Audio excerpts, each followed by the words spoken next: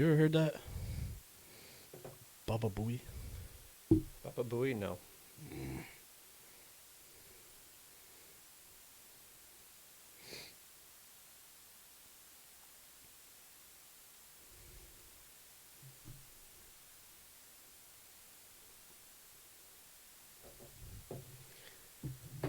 Oh, there we are. Ooh! We got faces. A little less light tonight.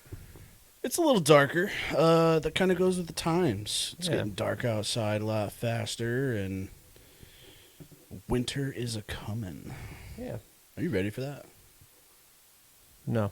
Why? Like, Welcome to There's a Turtle in My Soup. all saw dudes. No, I'm not ready for winter. Something I've been having an issue with lately. I mean, it's been the last couple years. Is October's my favorite month, Okay. and the start of fall is my favorite time of year. Because and of the leaves or because of the temperature? There's a lot of factors to list off why, but Well, I noticed that you really love the hoodie short combo. I love the hoodie short combo. It's my favorite combination. It's a great combo, though. Hoodies and shorts, it's max comfort for me. But last year on Halloween, it snowed. You remember that? I do remember that. I was probably the angriest person. I was so aggro Because it was snowing. because it was snowing on Halloween, and Mother Nature took fall away from me. It took October away from me. See, I felt bad for the kids.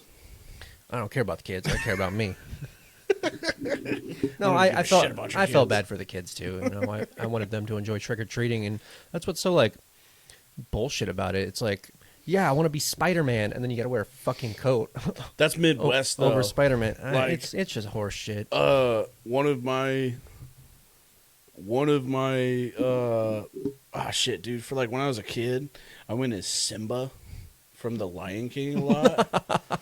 Like Nice. 4 years in a row, bro. That was me with Batman. Batman? Yeah. Like I what was, age though? Oh,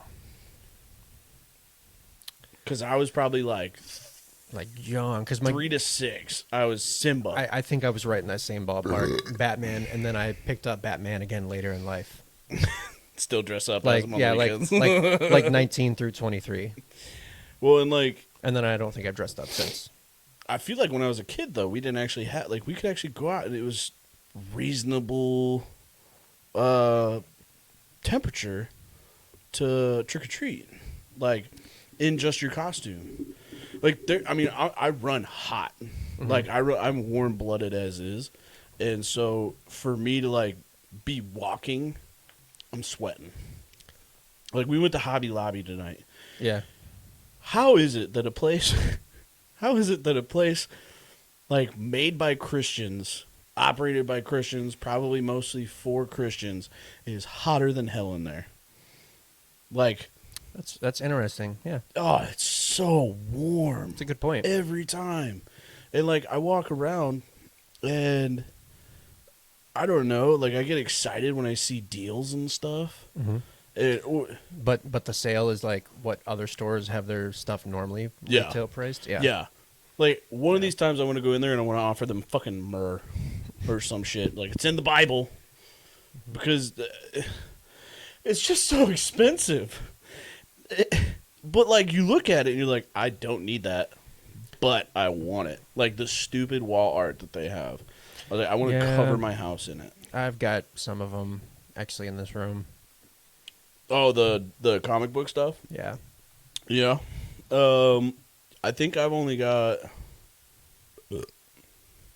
We've got frames. I know that. Like, we pick up frames from Hobby Lobby a lot. I got, like, one big thing of, like, a map of the world. Like, the flat version, not a globe. I think that's pretty cool. I like maps. Yeah. Me too. I'm really fond of maps. I don't know why. I think they just, even if they're like Would you be interested in a globe? interested in globe, no. Why?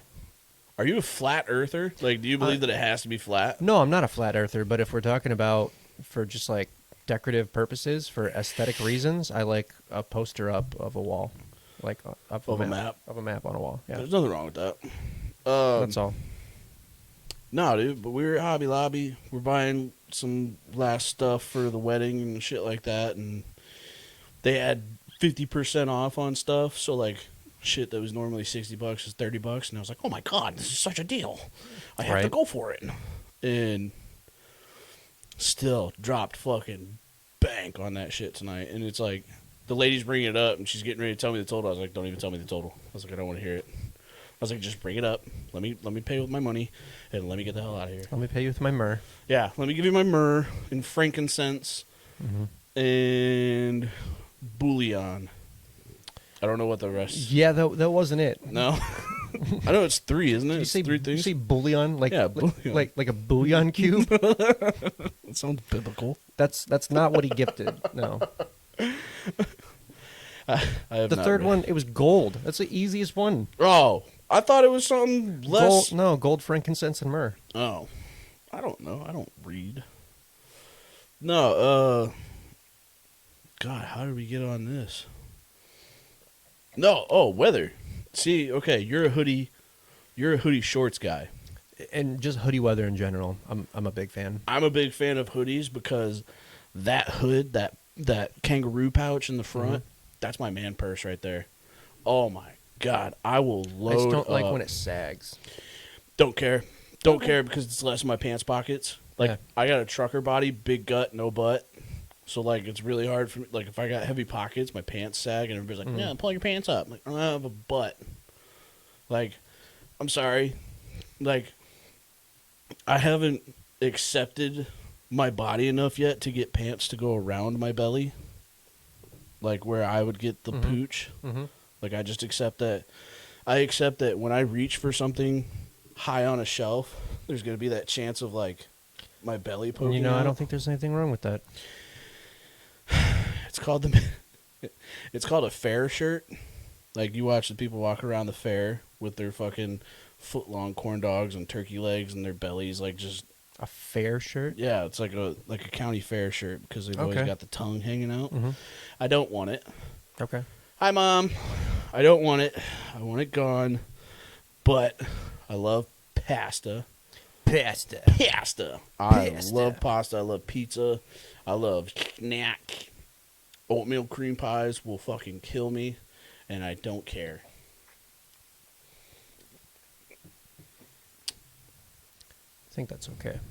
Hi, edgy Nana.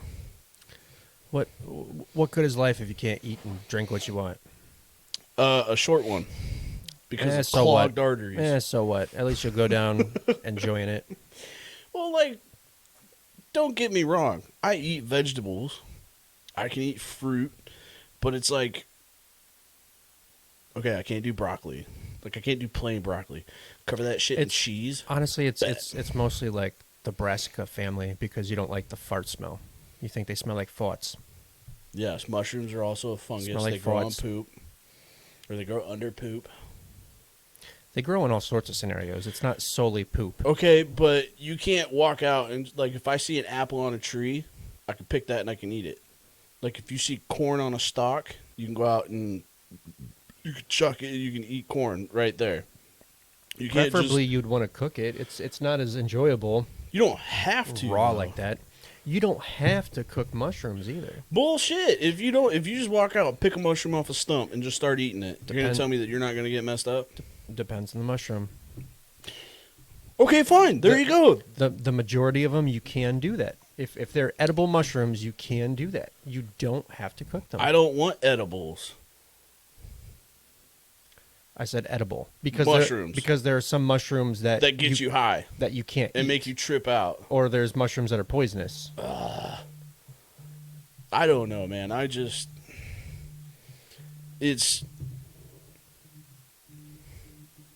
in the middle of something. Don't call me. I'm in a business meeting. That's Nice. how that's handled. Nice, I'm working on being famous here, people. nice. Not really. I'm just here bullshitting today. We always go through the mushroom argument. Because I can't help it. And then what's your thing when And you bring up cheese? I bring up cheese. I don't want to get into it. It's because it's like arguing with a child, man. Like, I can't help it. It's just you don't like them. Okay. You're trying to rationalize it. Don't ruin beer for me. Okay, so we went and okay, so I had a fun experience last week where I got to meet my fiance's family from out of town, right? So it's kind of a big deal. They're like, It's kind of a big deal. it's kind of a big deal. How's he a big deal? Have I heard of him? Probably not, because you're not small town Cordova. Okay. But so she goes, you got to meet this guy. He's my uncle, but like not my uncle. He's like that kind of family member. And she goes, he's got a great judge of character. And she goes, he's been able to pick people out from like a lineup and just been like good, bad, bad, good, bad. I want to fight him, whatever. Okay. Like that's his style. But there's no way you can be 100% accurate based on that. There's no way. He said I was cool. Yeah, but that doesn't mean that he's 100% accurate all the time. I don't know. I have that skill. Like, I feel like I have that skill that when somebody comes up and they're like, hey, what do you think about this guy? My first impressions can be spot on. And I could be like, he's kind of douchey, this and that, watch him, whatever. And then, like, a week later, they're like, oh, my God, he was such a dick, blah, blah, blah. And I was like, I fucking told you. And I have those moments as well. I'm just saying, is it 100% accurate? Some people surprise you. Some people disappoint you, you know? True.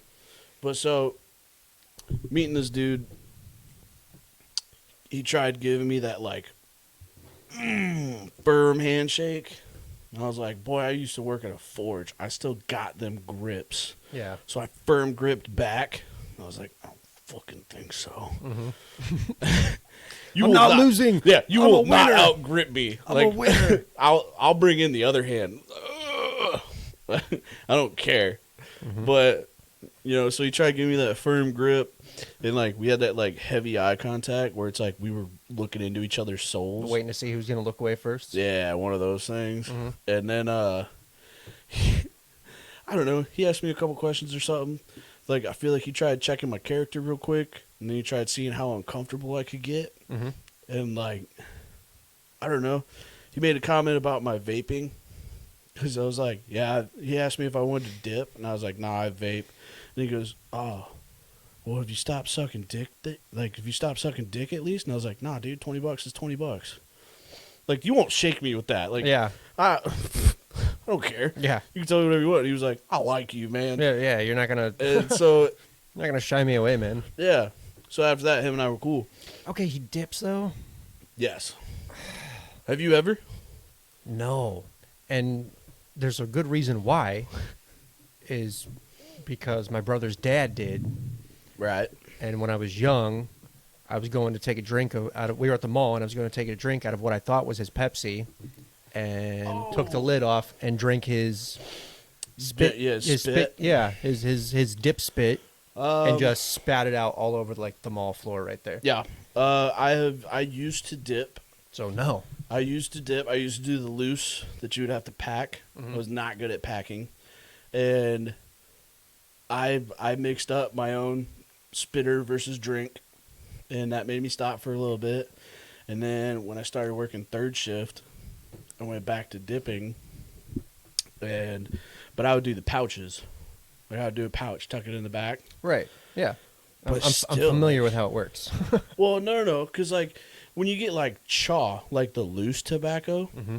you put that, and it's like you get little pieces that just want to fly out, get stuck to your tongue. It's disgusting. Felt like you just got a dog hair on your mouth the whole time. I don't like So that. then you were rocking out to Copenhagen, is what you're telling me. Yeah. There's nothing wrong with that. Mm-hmm. But I think it's gross. it is. I think it's gross. I'm very glad that I stopped that. I used to smoke cigarettes. Like I used to have a pack on me all the time. Vaping has helped me stop that, which I feel like.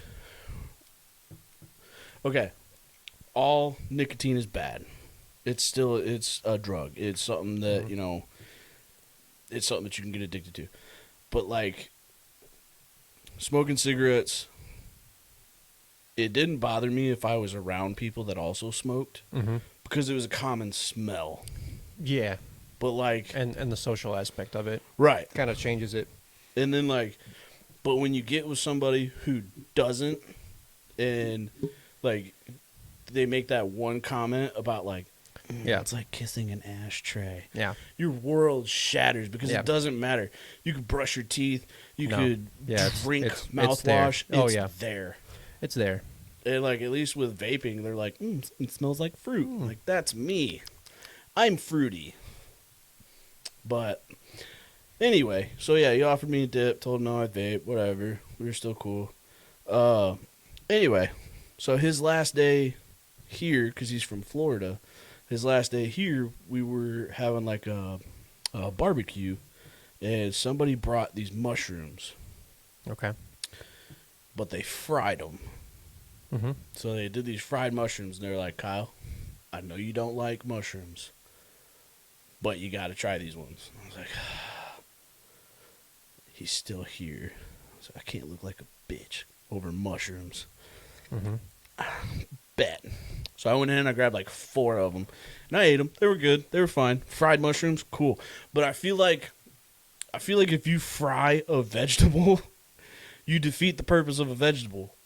Like, let's say you fry cauliflower. Mm-hmm. So like cauliflower, you burn more calories chewing cauliflower than cauliflower actually like provides to you.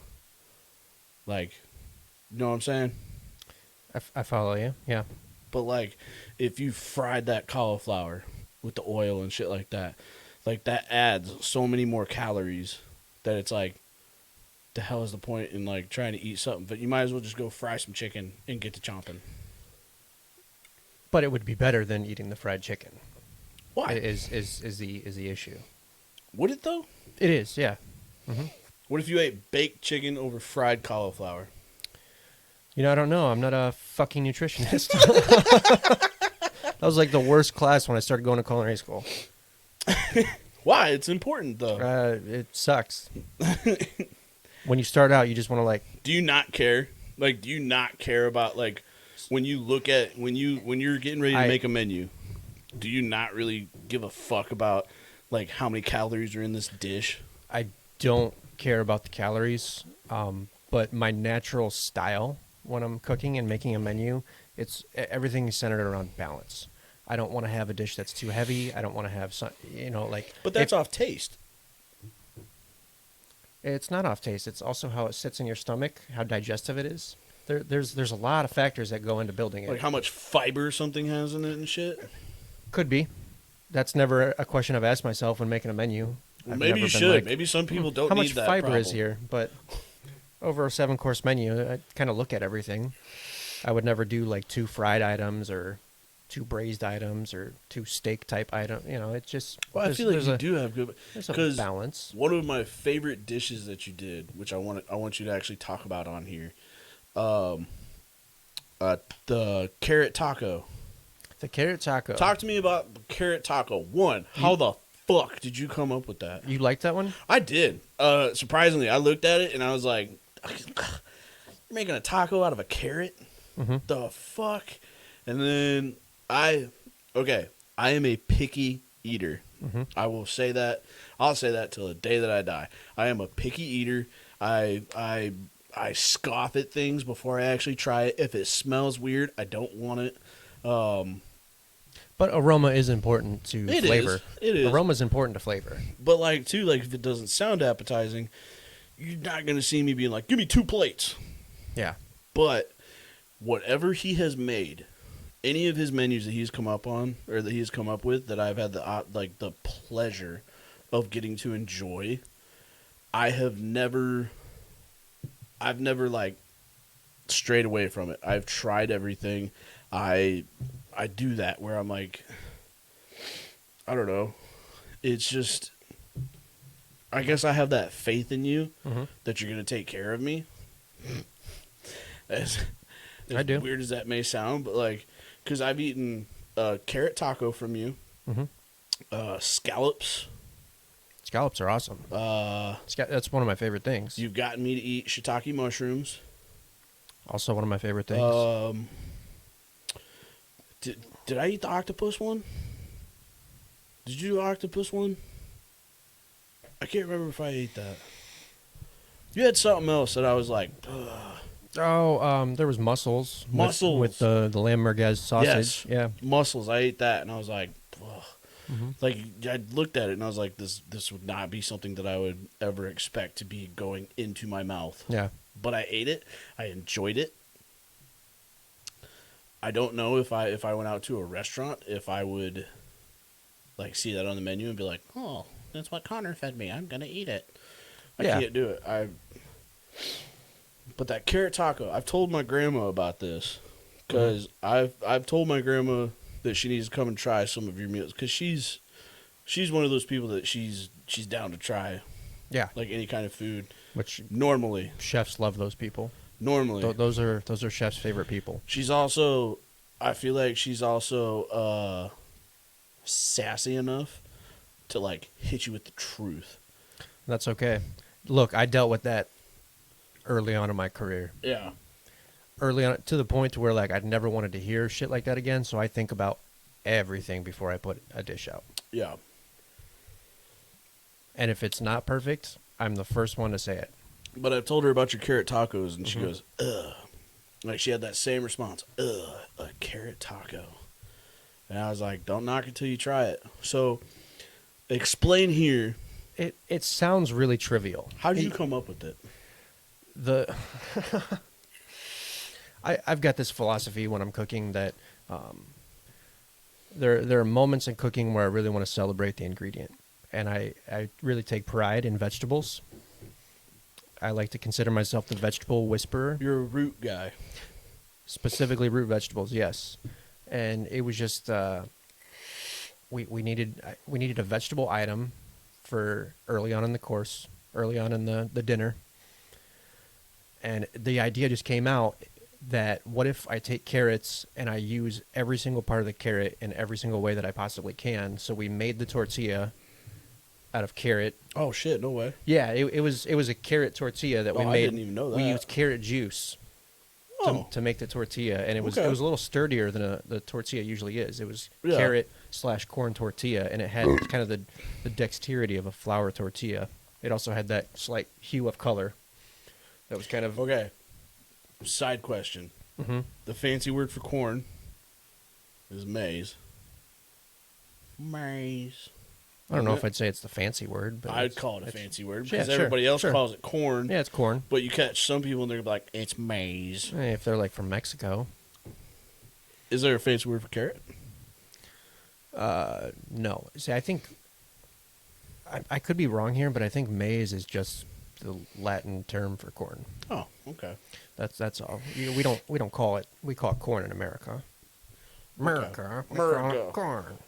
Trying to take our corn. No, the carrot taco, it was decided we wanted to do a taco because I got so sick of people saying, and I've talked about this before, people being like, oh, this food is too fancy. This food's so fancy. It's so fancy. Well, then I'm going to make you eat a taco first course and use your fingers and throw you the fuck off. Which it did. It looked nice. And so it was beautiful. So we made the tortilla using carrot juice. And then it was how much depth of flavor can we get in this carrot? Right. So I'm thinking back to the process, and I think I roasted carrots, and then we. Because like I feel like when most people hear carrot taco, they just imagine you taking like a fucking carrot, like Bugs Bunny chews on, right, and stick it in a tortilla, be like, boom, carrot taco. Right, but there were steps, because in my food it's always about depth of flavor and really like achieving something that the average person couldn't ever do. So it was about roasting the carrot. I'm better than you. And then what we did was we took it out to the charcoal grill and we made a glaze that only used the only sweetness in the glaze was the natural carrot juice. And we reduced that down. We mixed in chilies. So we wanted to kind of like season it the way that you would certain tacos, specifically like al pastor, but only with carrot juice rather than pineapple juice, right?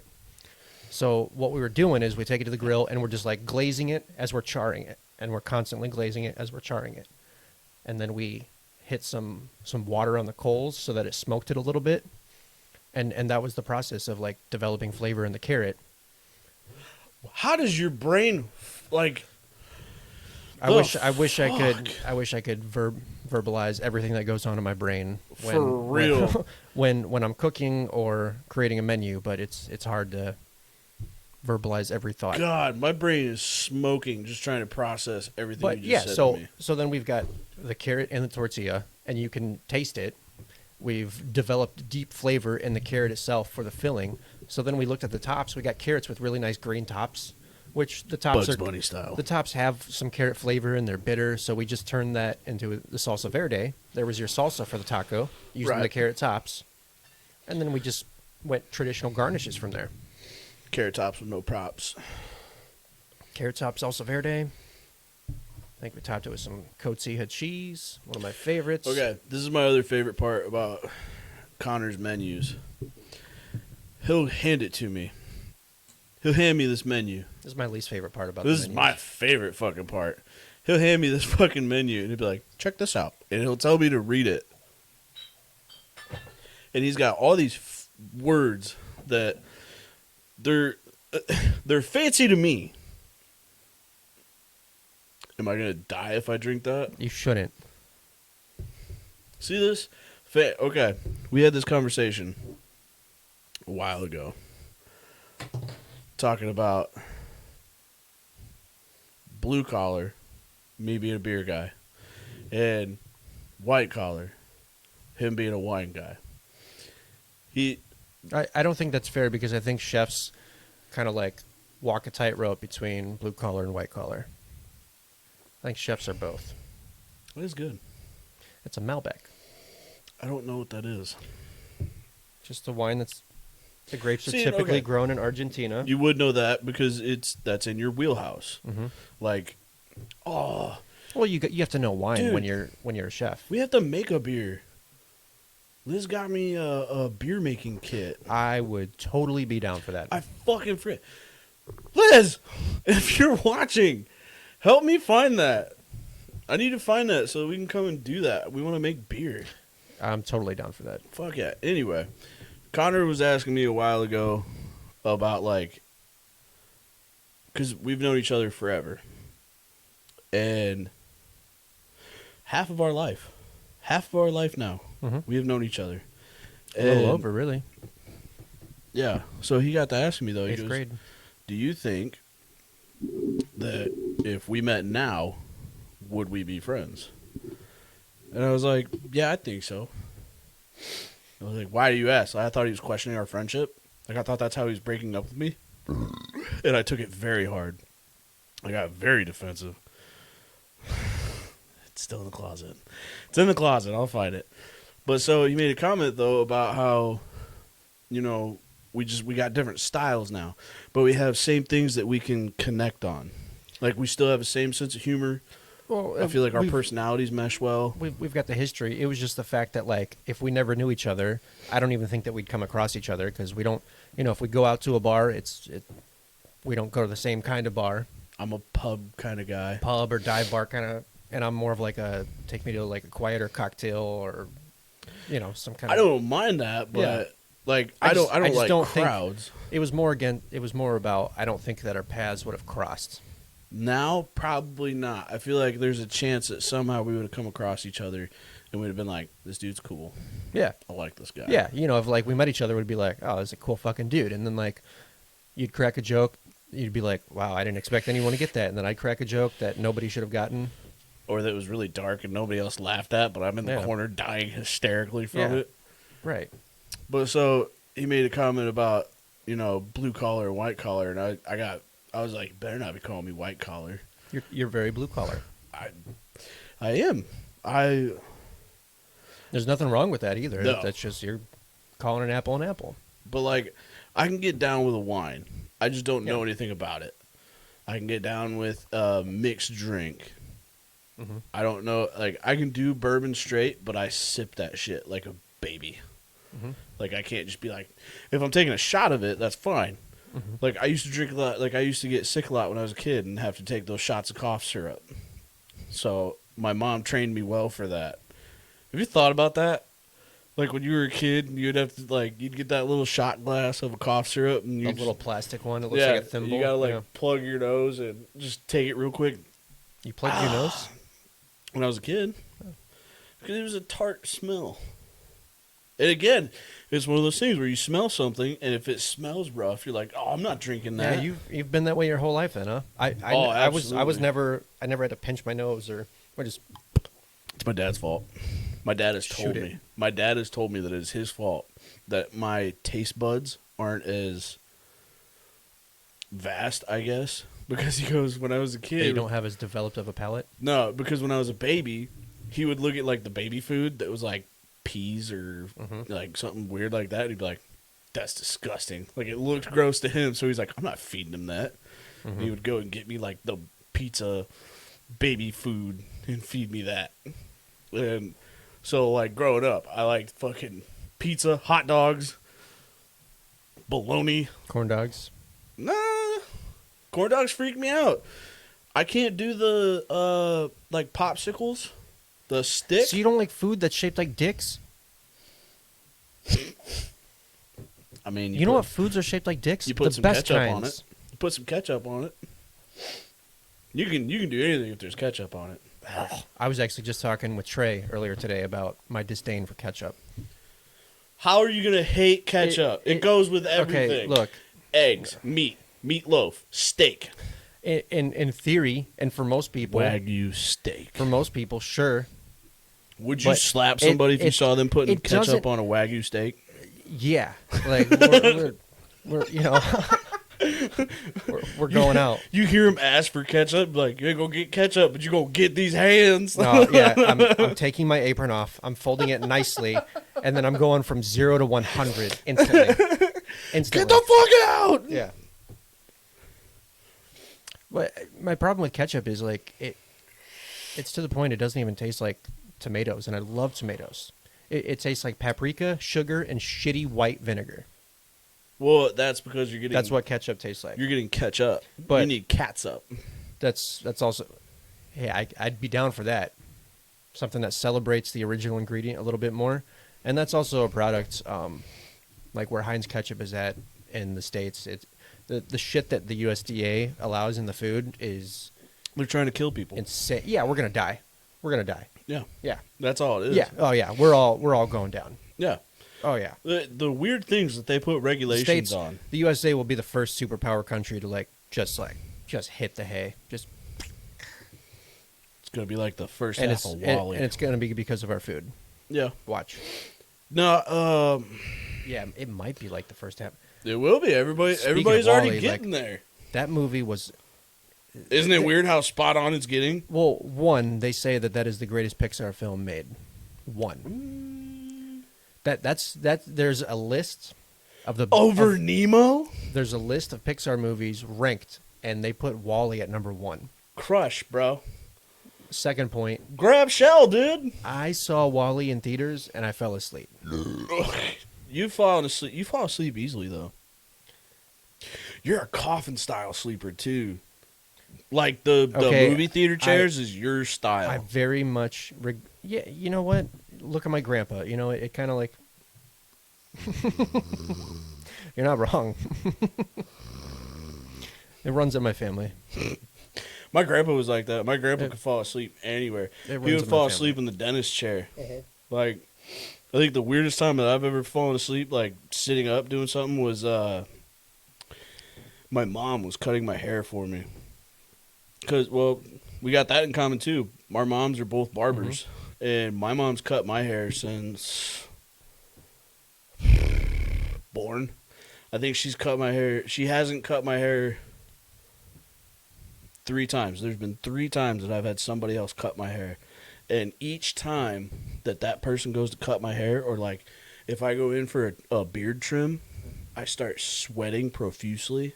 Really? And like I'm a heavy perspirer when it comes to I'm a nervous sweater. Okay. So like if you really want, like, my face might not like show nervousness, like I might not be like, oh, I'm nervous, but like you'll see me just pouring buckets and be like, bro, what are you doing? We're in Antarctica. Why are you sweating? Like, oh, I'm nervous. Like, I can't help it. It's just, it happens.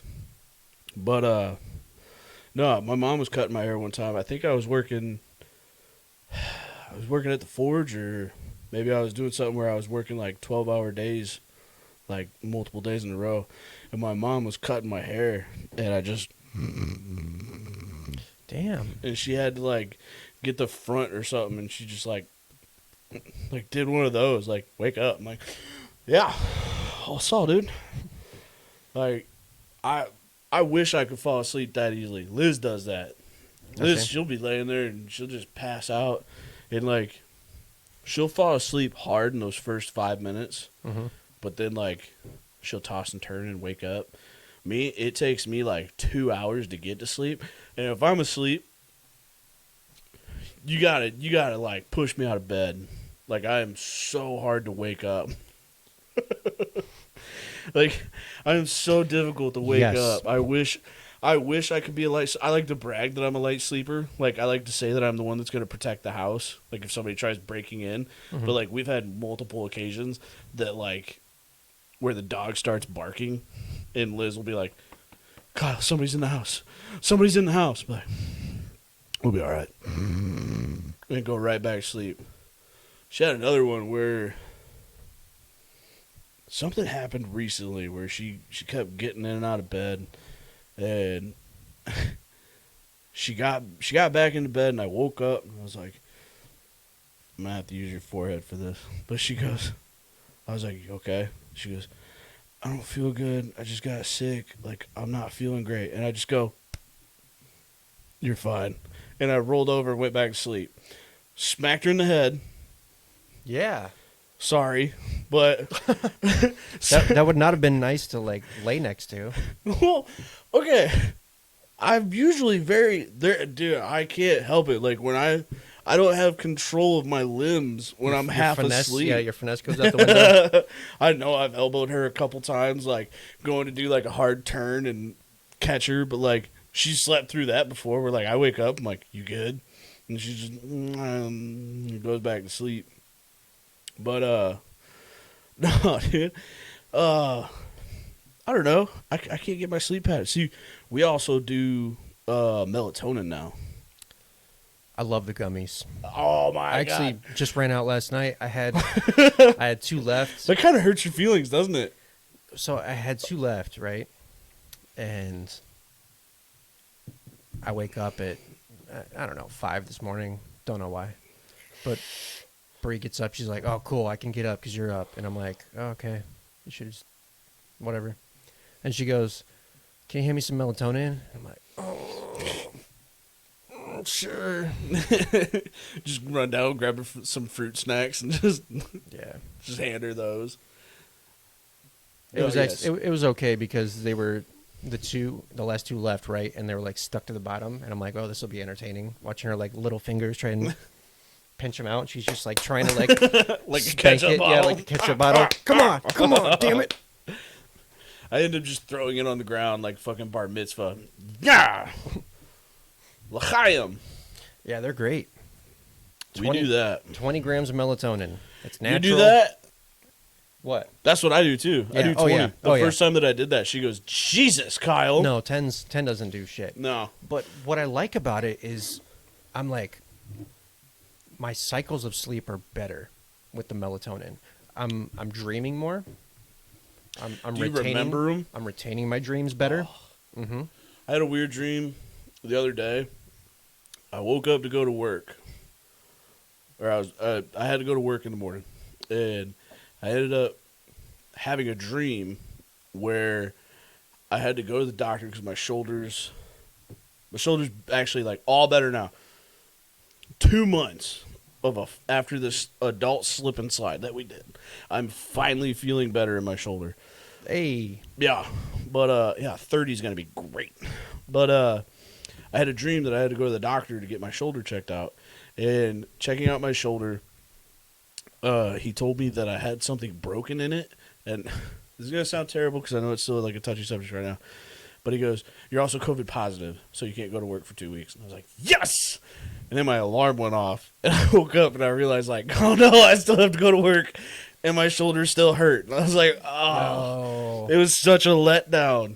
I love dreams like that though, where you know, have you ever had the one where you wake up and you don't know, like whether or not it was real? Like you legitimately woke up and you're like, how long have I been here? Yes. What's the craziest one that you can remember? I don't know that I want to get into those ones because those are a little. Are they dark? They're a little darker. Yeah. I'll get into my dark one. I'll get into my dark one because it's weird. I think this topic is for another podcast. Did you die in your dream? No. Okay, my dream, I did die. Ooh. But this is the weird part. Okay, so I would do Tylenol PM and drink cough syrup. That sounds a little rough there, Padre. Just taking shots of no. Like melatonin is natural. That's what we're trying to get at. Get some melatonin, man. Get away from. That works though. Tylenol PM and cough syrup. Have you ever done the Tylenol PM challenge? Of course. Take 4 Tylenol PMs and try to get one out. Of course, you always win. You always win. Oh my god. It's a great game. No, so That's what I like about melatonin though, is it's natural and you don't feel like you can't sleep without it. What do you think of these microphones? They're top heavy, but I like it. Yeah, I didn't have to adjust mine at all. We have been. I can't help but play with it. We ordered these microphones. These are Rode microphones. Actual podcast microphones. So we are 2 months ago, 2 months ago, if not longer. Oh my god! And then, so we're waiting. We would have started this podcast. Yeah, it was longer than 2 months ago because we ordered them in June, late June. No, it was right before my birthday. I mean July. Yeah, it was July. Yeah, it was before your birthday. That was over 2 months ago. Yeah. So we would have started this podcast like months ago if we would have been told that these things were back ordered since March. Yeah. Like, damn. They didn't tell us that. They just No. wanted to sell us the product and make us wait. But now we got our Rode microphones, and I'm super happy with them. Mm-hmm. Anyway, so my weird dream. I gotta bring my weird dream up afterwards. Oh, now you want to get into it? Well, it's not. It's not the subject, dark one, but it's one that I had. I don't think it was last night, but the night before, and it's awesome. This is one that I had like years ago that has stuck died? with me. Yes. Okay. So that's weird. So I was in this insane asylum, right? Okay. And Good start. like I don't know if maybe I was watching too many Leonardo DiCaprio movies, but straight up, I'm in this insane asylum, and I run to this bed. And I lay down in it, and I go to sleep, and then I'm having an out-of-body experience. Mm-hmm. So, like, I go to sleep in my dream, and then I'm walking around my dream world. So I'm So far, it's a inceptioning dream. myself. It's a dream within a dream. Yeah, I'm inceptioning myself. It was weird. But so then, like Batman Arkham Asylum style, like that's probably what it was, that I was playing Batman Arkham Asylum. Mm-hmm. But like then the walls start like getting pulled off, and there's like some crazy storm going on out there, and like Okay, so it sounds like you played Batman Arkham Asylum, watched Shutter Island, and then watched Inception, and then that was your dream. maybe you might have just diagnosed it, but anyway, so I'm running around. Oh, Dad, you're watching this. I'm sorry, I don't know if I've ever told you this. You're involved. Oh no. So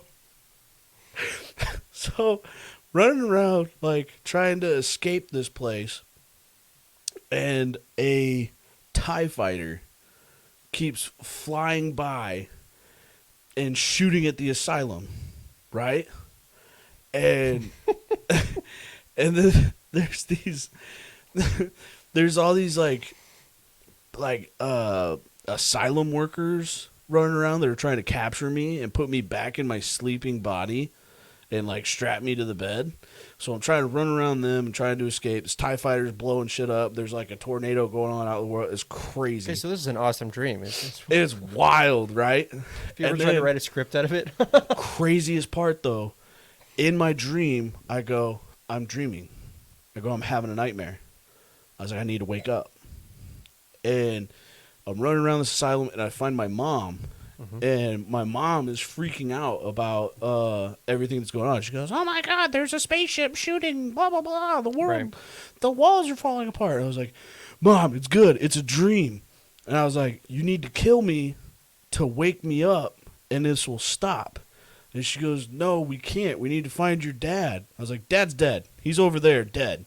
And, like, legit, like a movie, it cut to my dad, like, dead. And I go, "This isn't real." And I was like, you need to kill me so that I can wake up." And It's a terrible dream. dude, it started off cool, and then it went that way. And I was like, damn. That went south so fast. It did. So then I have to tell my mom how to kill me so that I can wake up. And, like, I find a machete, and I was like, "Kill me with this." And she goes, "I don't think I can." I was like, "It's a dream. It'll be fine. I promise." And she, like, hits me with the machete, but doesn't kill me right away. And I'm like, "Mom, that's not what I told you to do." I was like, "You got to do it like this." And she swung, she killed me, and I woke up. And I was like, "Is this, like, am I actually awake?" Mm-hmm. Like, I had to, like, check some shit. Like, I had to go find my totem and make sure that, like, I was actually awake. But that was probably one of my weirdest dreams that I've had, where, like, I had to question myself, where I'm like, am I okay? Mm-hmm. Like, I just had my mom kill me in a dream so that I could wake up from my dream after inceptioning myself. I haven't had any wild dreams like that anymore. And I'm not going to lie, I'm kind of butthurt about it. Like, I want those wild dreams where it's like, what is You going on? might want to lay off the mushrooms and melatonin. I probably should. I probably should. No, I don't even know what I was on back then, because this was like years ago. So nothing. Yeah, dude, just natural. Just high on life. Just stress of life, probably. Probably. What's yours? What's your weird one? Bring it on. Well, it's not a weird one, but this is one just. Do you know you can diagnose, like, your mental status from your dreams? I would imagine. This is one. It's just from 2 nights ago. Oh, and it's fresh. Yeah, I woke up like, like it's like I woke up flexing like. Oh yeah, I've had those. I had a dream where Bree had just gotten a job as a CNN reporter. CNN. Yeah, and I'm not like a super political guy so I don't know why this dream happened, but You don't even watch the news. yeah, I don't even watch the news, but so Donald Trump was having a press conference, kind of like they do after like an NFL game, where like they're up there and they're taking questions, and so he was having a press conference like that. Yeah. And it was Bree's like first time on the job, and she goes and she gets the first question in, and I'm like up there by the stage, sitting next to the PR person, Being that good wife. Cheering her on. Yeah, and her question, you know how like sometimes she'll just like talk, and she just like keep Or like keep when it on she going. texts 3 multiple texts in a right, row. right, just like that. Stop it. Well, there's she'll like talk, and you're like, okay, are we getting to the point? Every now and then she does that, right? Well, she's like, her question for Trump was like this, and she's just keeping on going, and it was confusing, and it was so confusing that Trump didn't know how to answer it, and he was like mad because she just made him look stupid. So he went up to her. She's like in the front row. He went up to her, and he said like, "You're a vile woman," is what he said. You're a mean You're a vile woman, and he like did that. Oh, you tried flexing on her? He tried flexing on her, and so like I watched that happen and instantly get and when he did that, he like also grabbed a chair and like was about to throw it. Was this WWF? I don't know. He was about to like hit like an 8-year-old child or something. And I like stood up immediately and was like aggro and like started to take steps forward. And the PR ladies hold me back like, "Don't do it. You'll ruin your life. You'll go to jail forever." And I was like, "You say another fucking word in her direction and I'll fucking kill you." Like, I was so aggro. This was a dream that he threatened the president, FBI agent that is watching so this. Hey, I'd do it. No, he wouldn't. I'd do it in real life. This is a hypothetical Look, FBI agent. Here's what I'm saying. If that situation happened in real life, I would do exactly what I did in my dream. Well, That's what I'm saying. You got to protect your woman. Yeah. I feel you. It's like talking to Shell every day, blah, blah, blah. Yo, my dad compared talking to my mom like catching butterflies. My mom, okay. I want to know more about that analogy. Okay, so he actually has a net. He has a butterfly net for her because of how she really got one? Yes. That's awesome. And it was hanging up in the living room. And when she would get on these things, he would be like, "Go get the net."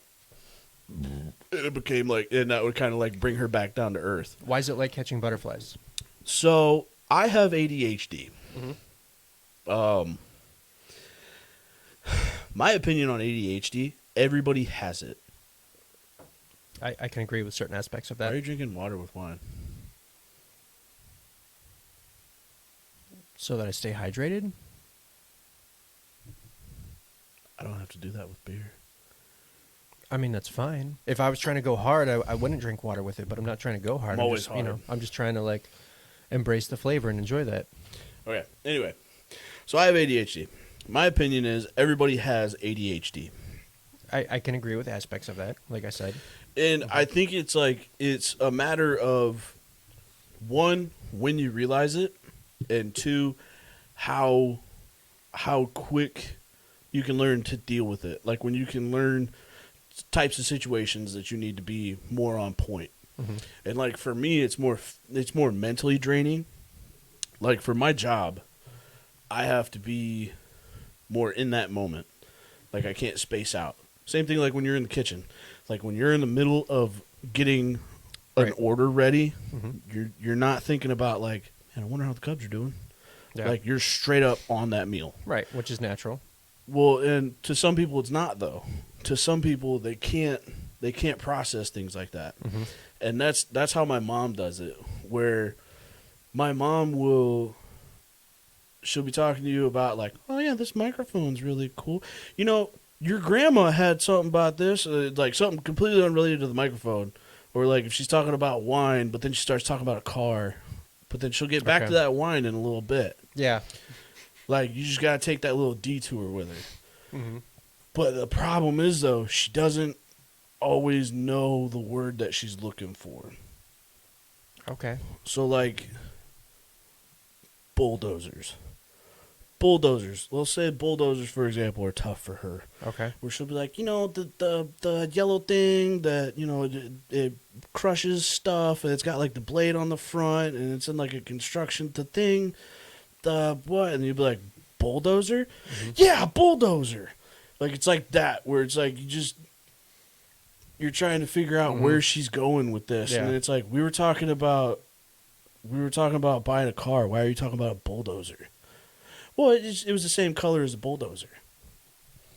What? Like, and so he compared it to that, where it's adorable. like, yeah, it's like it's trying to catch butterflies with her, and so he found a butterfly net, and he bought it as like a joke, and he hung it up in the living room, and it turned into like an everyday thing where you'd be having this conversation with her. I think that's awesome. It is. It's fun for me. It's quirky. It's Well, quirky, quirky couple stuff. Yeah, they've got that great.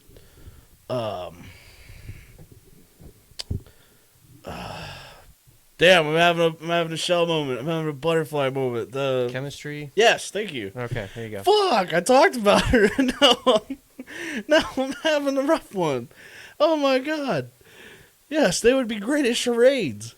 But no, they've got that great chemistry that it works for them. But like, You know who would be great at charades? Ray Charles. Probably. Us. Oh, hands down. Because we would do shit like weird, but like we would catch it and then be like, how did you come up with bike Yeah. or something weird like that? Like, I don't want to get into what exactly I said because it's not as PC for modern day, but I just think about the catchphrase game. And then when you said, I was trying to get you to say this, and you said Angelina Jolie, and how we landed on that was not typical. It wasn't like, so she was married to Brad Pitt. Like, it wasn't like that. It was, I said one sentence, and you were like, Angelina Jolie. And it was like, when we play that game, it's, oh, yeah. and it's not how you would expect. It's just based on past conversation. It's just a chemistry thing. We're insane at that game. Yes, we are. Well, man, did you realize that, like, okay, what is it? Is it a civil union? There's a, Where are you going with this?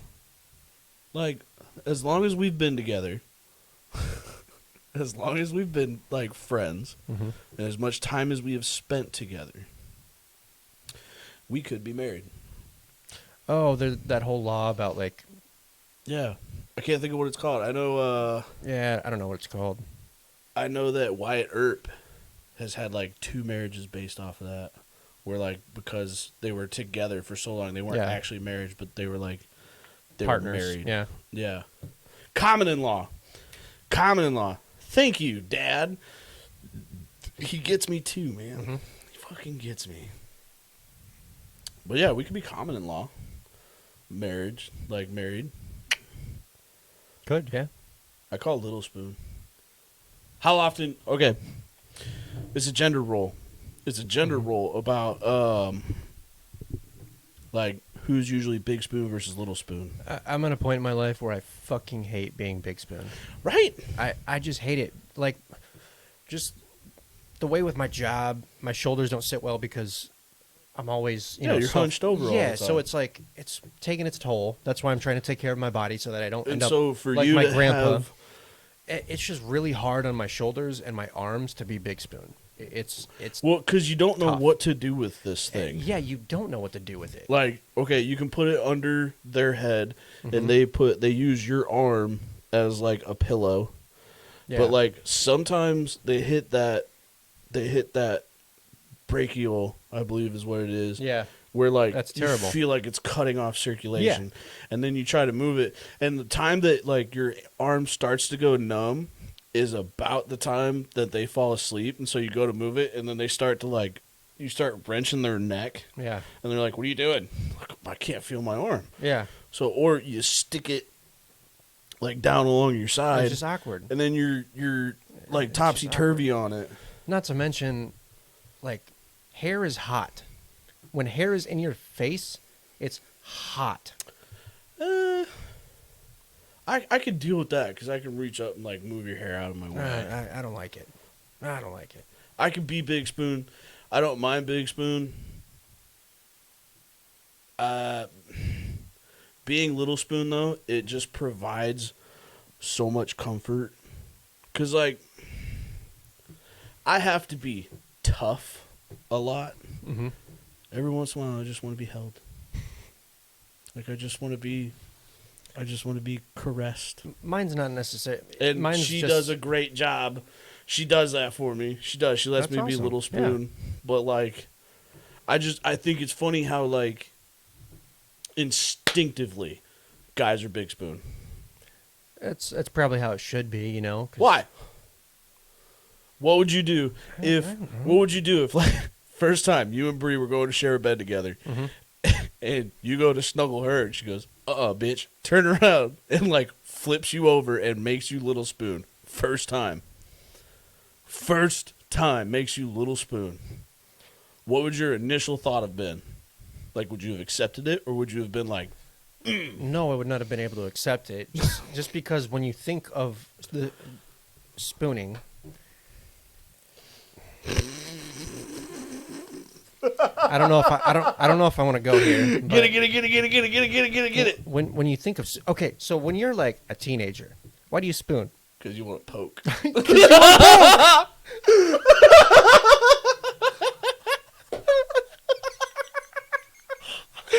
That very subtle. Because you want to poke. What's that? Nothing? That's why you spoon. Especially when you're younger. Well, okay. So, would you be scared? I don't know. If that was Liz's first move, was to look at me and be like, "I'm Big Spoon," You would. I'd have been fine with it. I'd be like, "Bring it," but that's what we Spooning meant by leads to forking. that's what we meant by poke. Yep. Because Poke. you know, do you ever have that uncomfortable middle school, like come to the front of the class and you're like, I can't. Did you ever have to go through that? Oh yeah. Oh yeah. And you know what? Honestly, I paid no attention to it because if I'm not like, if I look totally natural, is anyone gonna think twice about it? What? What? No. Are you asking if I ever had a boner in front of class? Yeah. Yeah, because when you're teenagers, you just get hard for no freaking reason. That's supposed to stop when you're a teenager? You just start like, it doesn't happen nearly as often anymore. But you're just thinking about lunch, like, yeah, I think I'm gonna, go on the pasta line today. You're like, shit, I gotta give a presentation. Sauce! So you just go up and do it. Fuck it. Just go up, pitch in a tent? I was never embarrassed about it. I was never like, oh, I gotta hide this boner. Bull. Like, no, Honky. never. I was like, you know what? It's natural. Nobody's even gonna pay it any mind. Can I notice it? Yeah, I can notice it. Yeah, but I'm just gonna do it. Would you use that in your pointer, like, or in your presentation to point at stuff, like, and if you look over here? No, I never did that. No. I was definitely like a waistband tucker. 6 to midnight? Oh yeah, like I was definitely one of those. Yeah, I wasn't. Uh, I wasn't. well, this got weird. You know My what? bad. I don't even know how we got here. I feel like I'm out of the club because I didn't hide my boners. No, you're just confident in what you were selling. I just let the wind sail, man. I just let it go. There's nothing wrong with that. I mean, I just, like, if you, okay, looking back on it now, where, like, realizing now how fucking natural it is, and, like, Yeah, as adults, but as I mean, a kid, you don't know shit about that. I can also understand why they would, dudes would try to hide it because Yeah. it's like, That's not what you want to, like, oh, he's got a boner. right, someone's going to see it and they're going to be like, just tell everyone. God, he's really excited about English class. And, yeah, and they're going to be like, Jimmy got a boner when he was looking at Tim, like, it would be something like that. Or Yeah. just some, like, old-ass teacher. They go around tell everyone. That's probably why so many teachers are sleeping with their kids nowadays. Sleeping with the Is students. that still happening? Oh, well, not now because everything's virtual. Ew. Can you imagine it, like, virtually being done now? Is that still a crime? That would still be a crime, I guess. Like webcam sex? Probably. I feel like it would be more difficult. I'm not comfortable answering this. We're getting weird on this one. Yeah. Okay, this was titled, like, Turtle in Our Soup Course 5. We don't need a title. Maybe we need to have a title because when we don't have a title, we go off the rails pretty quick. But... Course number 5. Someone needs to poke.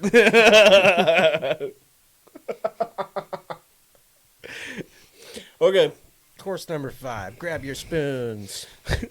We're talking about Yum, yum, yum, yum, yum. how big of a fan. All right, scale of 1 to 10. 10 favorite thing. Okay. How big of a fan are you of spooning? Back in the day, I'd say probably like an 8. Anymore? It's I don't need to know your length. I'm wondering about. Oh, okay. Oh, I gotcha. Wingman. No. Okay, so you were an 8 back then. What are you like nowadays? It's How like are you feeling it's like about the it? inverse. I'm like a 2. Really? Yeah. I honestly, I've got this kind of my thing with Bree. It's not necessarily I come over and spoon. Sort of our cuddle thing is I come over and I just kind of like lay in her lap, and she Like, you put your head in her lap? yeah, and she like slowly scratches my scalp, and it's like it's the greatest thing ever. Head scratches are always It's- a win. It's the greatest thing ever. I get beard scratches. Oh, I bet that's great. I get beard scratches and that. I get spoiled with that, and I love Yeah. that. And like right now, I've got this man bun long hair thing, and short on the sides. And Liz braids my hair for me. I've had it in a couple podcasts where she's braided my hair for me. It's got that Valhalla look. I like it. I love getting like my it. hair braided, man. Like, that's honestly one of my favorite ways to calm down. Is like she'll braid my hair for me, and like It's a bonding moment. I've tried to learn how to braid her hair. I wish I was better at it. Like, I'm honestly to the point that I want to go buy a wig on a mannequin head and like practice it on that and then just like surprise her with it. But she wants me to practice it on her. And I was like, why do you want me to struggle with your braids? Because like, it's like when your kid comes up with the shittiest drawing ever. And they're like, oh, it's a dog at the park. And it's like, this looks like fucking dog shit. Yeah. But you still put it on the refrigerator and you still brag about it and whatever else.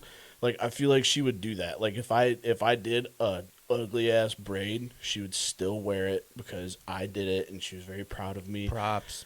And I appreciate that, but she deserves so much better from me that I need to have like good braiding skills, and I want to get her like that good French braid, like a good upside down braid, something like that.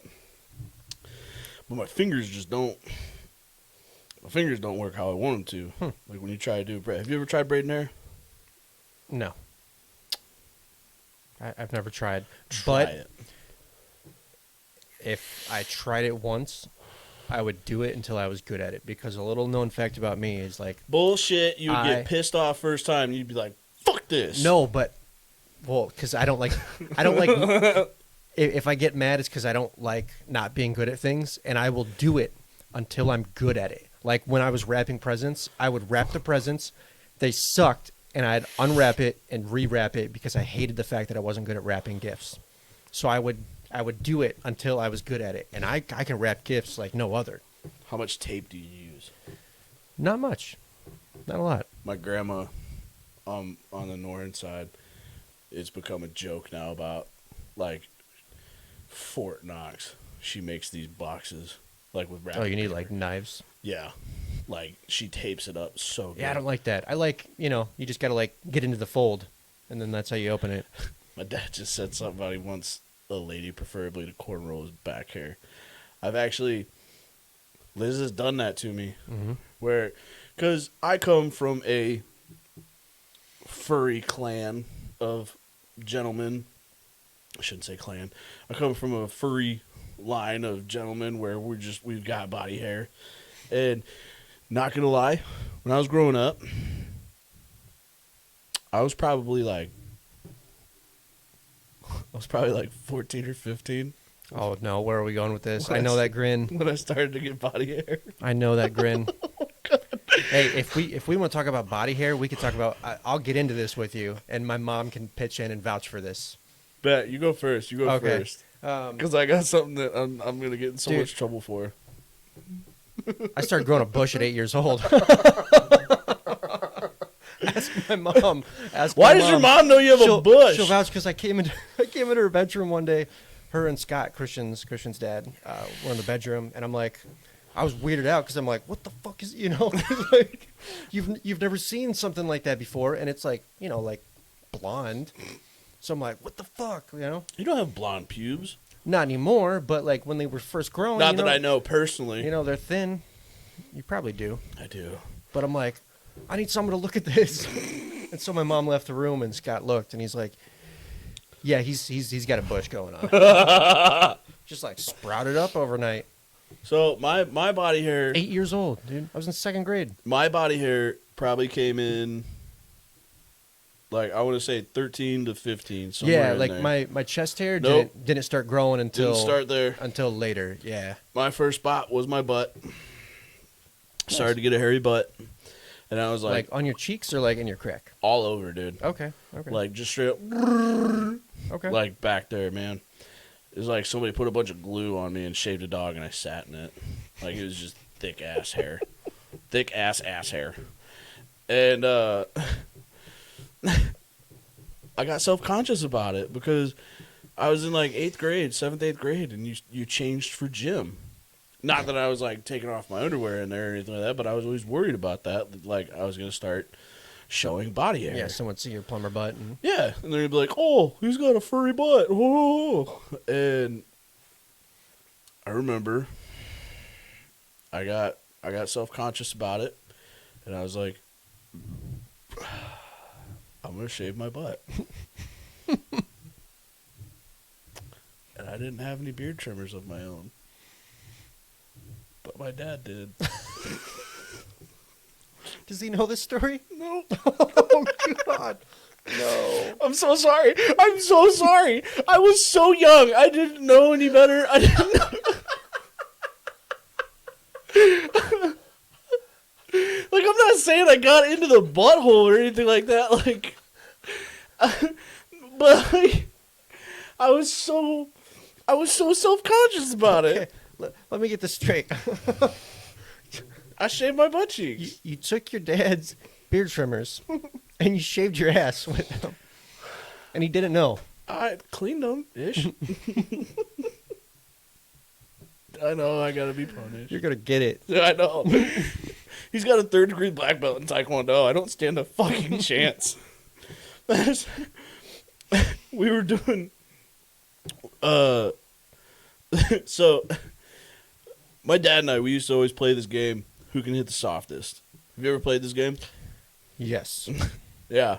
He was always nice enough to give me the first go. Like, you get first punch. And I'd be like... barely touching him. He'd be like, oh, that was a good one. You win. That was a good one. And he would be like, bah! Nail me in my leg. We would do Charlie horses all the time. Mm-hmm.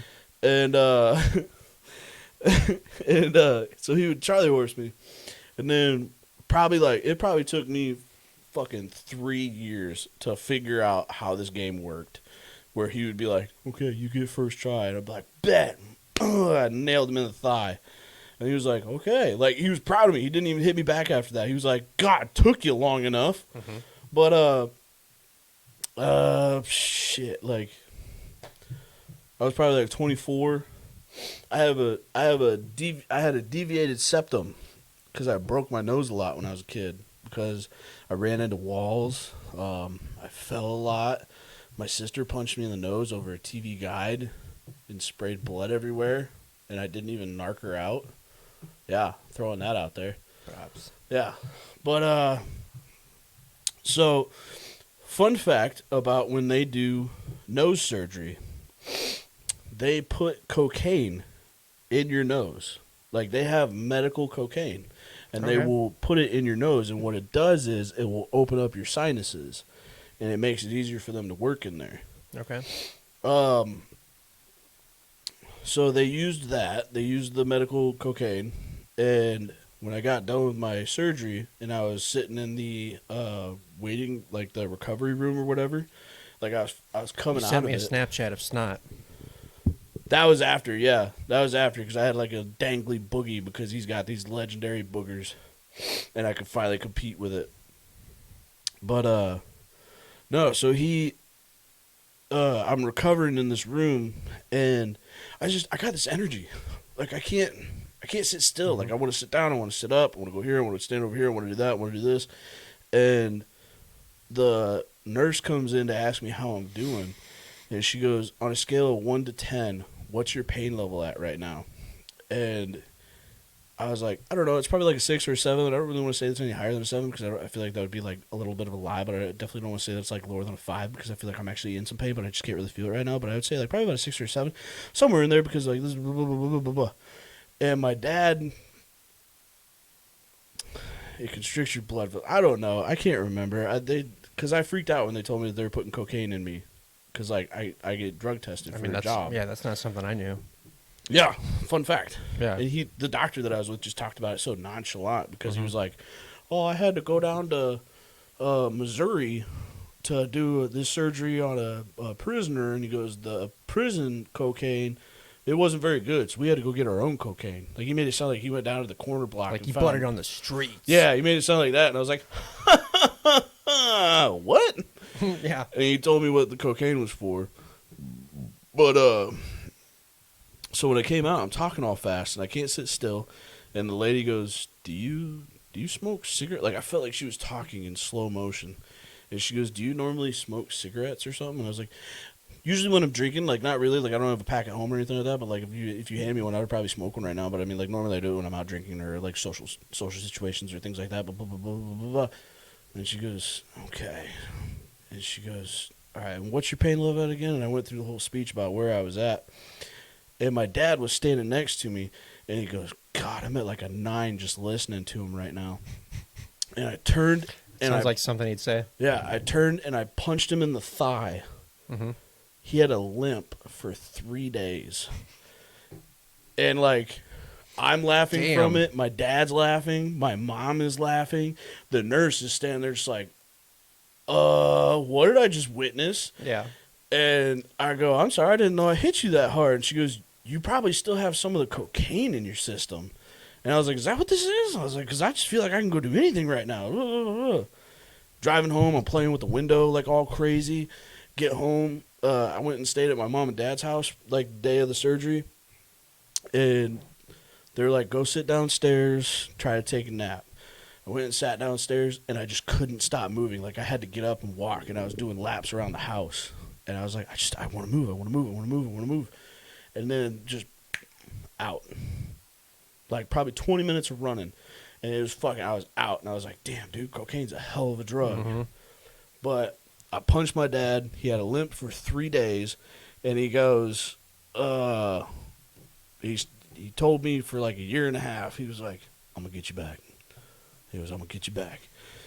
And then I just kept getting hurt. Like, that's how I avoided that situation. Like, knee injury, back injury, so shoulder it's injury. It's like slap bet where it could come at any moment. Anytime. Yeah. I'm getting married in December. Bet money. Like, it's going to be at the end of the night or, like, as I'm standing up at the altar. Yet. No, it still has not happened yet. Oh, okay. He's saving it. Okay. It's going to be one of those, like, monumental moments where I'm like wedding, first kid, something crazy like that I'm going to be all proud. And he's going to hold his arms out like he's coming to give me a hug. And I'm going to be like, this is such a proud moment. My papa's going to hug me. And he's going to be like, bam, punch me in the thigh. And then I'm going to go down. Frazier goes down. Well, because it's got to be when you least expect it. That's when it's most satisfying. When you least expect it. Yep. Oh, it delivers so good. Yeah, he is. He's getting... Okay, here's the thing, though. He says that he's getting older. Mm-hmm. This dude, like, how... Okay, he probably can't run a mile as fast as, like, he used to. But, like, if you were to get in a fight right now... Remember that fight you got in with Justin in high school? Yeah. And, like... You went fucking berserker in your swinging, and you wore yourself out in like 3 minutes. Well, you know, I hadn't eaten anything that day. Okay. So that really didn't help out. No, it didn't. But you went into that fight. We're like, all right, it's going to be a clean fight. And then you went in and just started fucking haymakers. Just like rapid punching. Not knocking your style because you got some good hits on the dude. And then you guys go to the ground. You were still just like a solid minute and a half to 2 minutes. Well, he tried to swinging. Well, because I was hitting him, and he tried to shoot on you. He tried to wrestle me, and that was a mistake. Yeah, no, you can't wrestle this dude. That was a mistake. But then I was just like, I was done. Like, I got out what I needed to get out. Yeah, like that berserker mode. I was done. Yeah. And then you threw up in my truck because we had to run from the cops. We did have to run from. Yeah. We had to run. And you were like, I'm gonna throw up. I'm gonna throw up. And I was like, did I hand you my hoodie or your hoodie? No, I threw up in my own hoodie. Yeah, you didn't have to hand me anything. I was like, yo, I'm going to throw up. I'm okay. And you were like, pull over. I'm like, I can't. The cops are coming. We need to get the fuck out of here. Because we're fighting in somebody's backyard. But, like... I never thought that story would get brought up again. I still think about it from time to time. Well, because, like, okay, so I've watched my dad fight. Not a street fight, but, like, I've seen him spar because he does Taekwondo. Yeah. And I used to do Taekwondo with him. And so, like, I've got those bursts where, like, we would do like 3 minute sparring, and the person that would get paired up with me, they would look at me and they're like, "Oh, look at this fucking fat ass! Like, he ain't gonna have shit. He ain't gonna be able to hang in there." And I get through 3 minutes, and I'm pouring sweat, but like. I hung in there the whole time. Like, I never lost my strength. Like, I still had some speed in my throws and, like, good return on my kicks and things like that. And it would surprise them. But I would have the same thing where they would be like, man, you did a really good job. Like, yeah, I'll be right back. And I'd run to the bathroom and throw up because, like, my adrenaline was going so high. I watched my dad, like, he's done 3-minute sparring where he's throwing consistently, he's constantly moving, but he's not, like, winded at the end of it. Mm-hmm. And, like, have you ever fought your parental figure? I know you've got into it with your mom, but, like, never actually, you got into it, but you haven't, like, thrown down. You've come close. The only moment was when Steve tried to wrestle me one time, and we just wrestled. You put him in the Peruvian necktie, and he realized real quick that he never wants to be in that. Yeah, because it puts you out fast. Yes, it does. Yes, it does. Puts you out fast. Wasn't there something with Scott, though, where he threw a shoe? Or no, who was it that threw a shoe at you? Am I out of pocket for talking about this? No. I don't want to get in any of that. No. But I mean, like, okay, so you've had that, though, where you've had to, like, step up. Nothing happened. Right. From that. So, like, my dad and I, we've never had that. Okay. Like, I've never looked at him and been like, I'm going to fight him. Mm-hmm. Like, I need to beat his ass.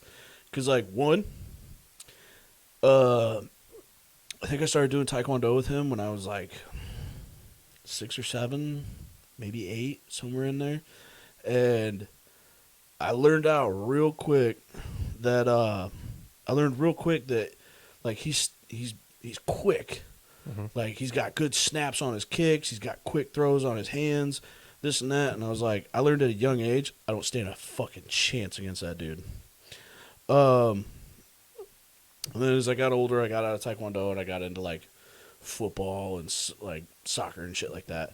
And then later on in my life, in my 20s and shit, he started working out with a guy that he worked with, Dave Bohannon, which Dave, he teaches Taekwondo.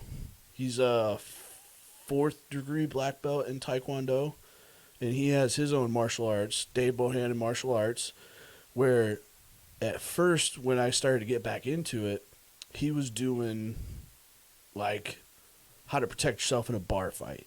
Yeah. So, like, a small space like what we're in right now. Yeah, that's... Like, if somebody comes up and tries to get in your face. I like that. And I dug that. Yeah.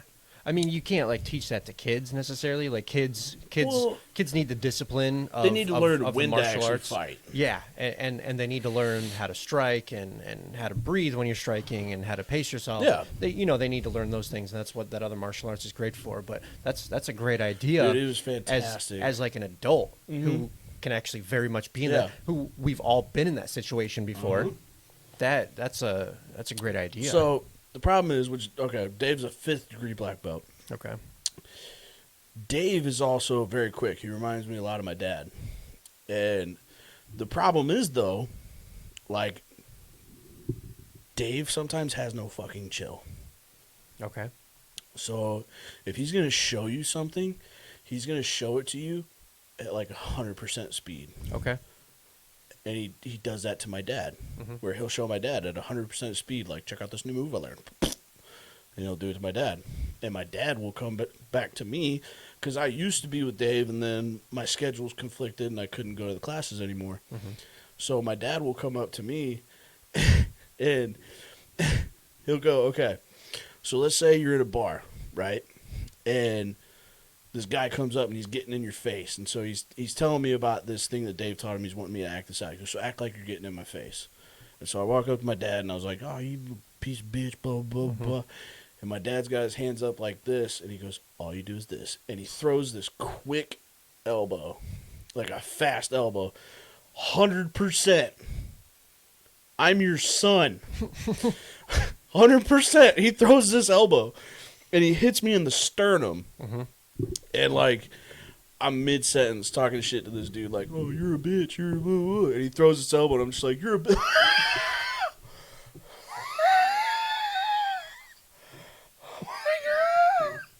And I can't fucking breathe.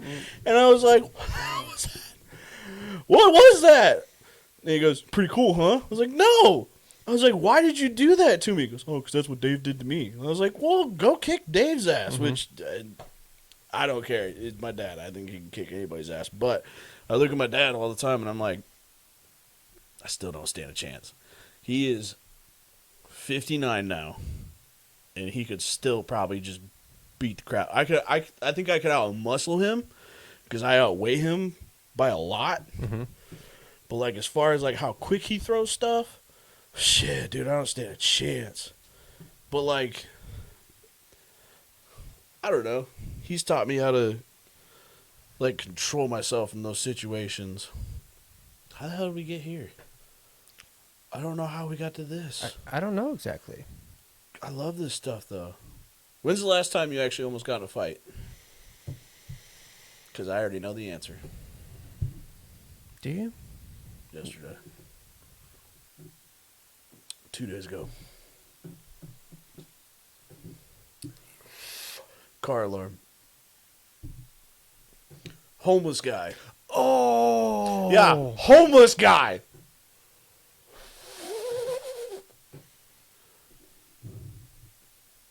I mean, I was just gonna hit him. You know, there wasn't a bit of fight. I don't think he would have like tried to fight me. If you'd hit him, I just wanted to hit him, and it was I just. You don't think he would have tried to fight you back? I don't know, maybe, but like, he didn't stand a chance.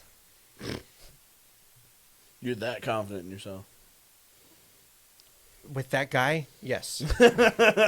Yes, with that guy. Have you ever done that where, like, you walk into a room and you just kind of, like, instinctively size everybody up? Like, I got you. I mean, and there are moments where you can be very, very wrong and misjudge and get your ass whooped by, like, the most weasel-looking dude in the room. But this was not a scenario where that was the case at all. You kind of, I mean, no, I'm not going to get into that. But I'm just, like, walking up because I'm delivering food to Raw. And he's got a backpack on, and I don't know if he was homeless, but he looked like a journeyman, like someone that kind of like he had a backpack on. Yeah, he wasn't the cleanest looking guy, and he looks like someone that would like ask you for money, but I don't know if he was homeless or not. I don't know. He wasn't like homeless dirty. Okay. I don't know. Could have just been like. See, I look homeless from time to time though. Like if I let my hair down like this. And my beard looks all scraggly. Yeah. I could ask you for $1 and you'd be like, "Oh, poor guy." Yeah, but I was actually on the phone with you because I was trying to coordinate dinner because we were meeting up after I dropped this stuff off at Raw, and he's walking up towards me. He's still in front of me, and he goes up to this car, and he pulls on the door handle to try and get in the driver's side. The car alarm goes off, and then he just like keeps walking. So it was not his vehicle at all, and I'm like. Talking to you and then trying to process what just happened. Yeah. And then I'm walking by the car and I see it has a fuzzy steering wheel cover. And I'm like, okay, so this wasn't his car at all. He was just trying to open it and steal some goods from it.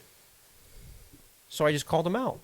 I called him out and approached him. I was like, what the fuck is wrong with you? And then he like asked me for money.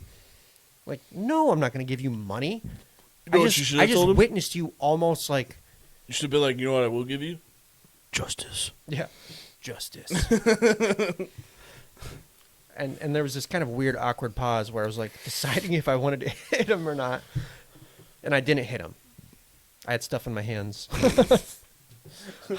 had some baguettes. I was on the phone with you and I was like kind of listening and I'm like, okay, I gotta go, I'll call you back. And then I just heard this alarm. I called in him the out. background. I had this awkward moment where I'm like, do I hit him? He's like, can I have money? And I'm like, no, you can't have money. You're lucky I don't report you, or worse, hit you. It was a weird moment. It was a weird moment, but I just went on with my day because he didn't do anything wrong. But like, what the fuck, dude? How often do you think in your life you've actually been hit up by a homeless person that's like, "Can I have $1?" And like you actually. I give them used one? to be. I don't want to say a sucker necessarily, but I used to be way more giving in that scenario.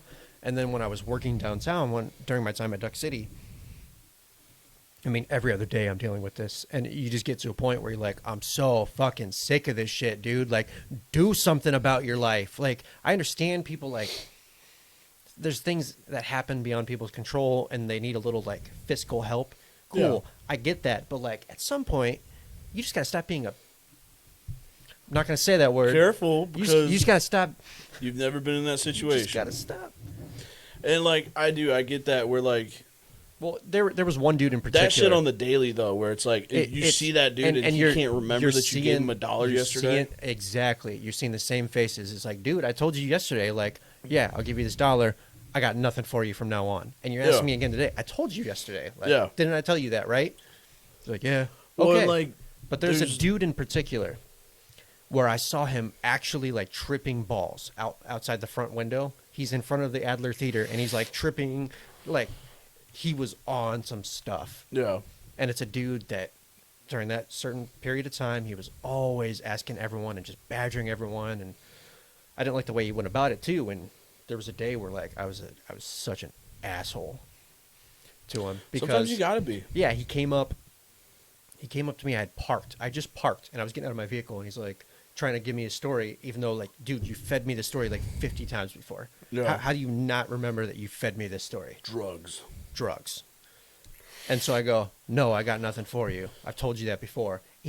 Christian parks right behind me. He goes up to Christian's door, like waiting for Christian to get out of the vehicle. Oh, Christian opens the door and I'm like, walk the fuck away from him because he's got nothing for you either. And I was like an asshole to this dude. Sometimes you gotta be. See, like, we were, my dad and I, we took a motorcycle trip. We were coming down through Kentucky, and we stopped to get gas. Oh, God. Crackhead girl. Legitimately, she came out of, I can't remember, like, where she had came from, but she come up, and she either gave a compliment about my bike or my shirt or something like that. Like, she complimented something about me. And she goes, hey, I like that. That's cool. And I was like, oh, thanks. She goes, do you have $5? No.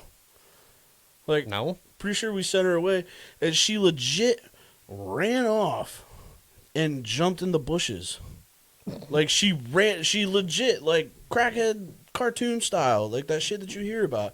She asked us for money. We say no. And she runs to the bushes and disappeared. And, like, some cop pulled up shortly after that. I don't know if, like, she saw the cop and she ran because of that. But, like, cop came up and we were talking about that or something. But, no, dude, it's weird how that shit works. And, like, Chicago's got them everywhere. Mm-hmm. And it's like, you look at some of those guys and you're like, man, I feel for this dude. But, like, you're going to see one every block. You're going to see a homeless guy asking for something in his raggedy clothes. And, like, around here, around, like not big cities, you're going to have those people that they stand by the highway exits. Right.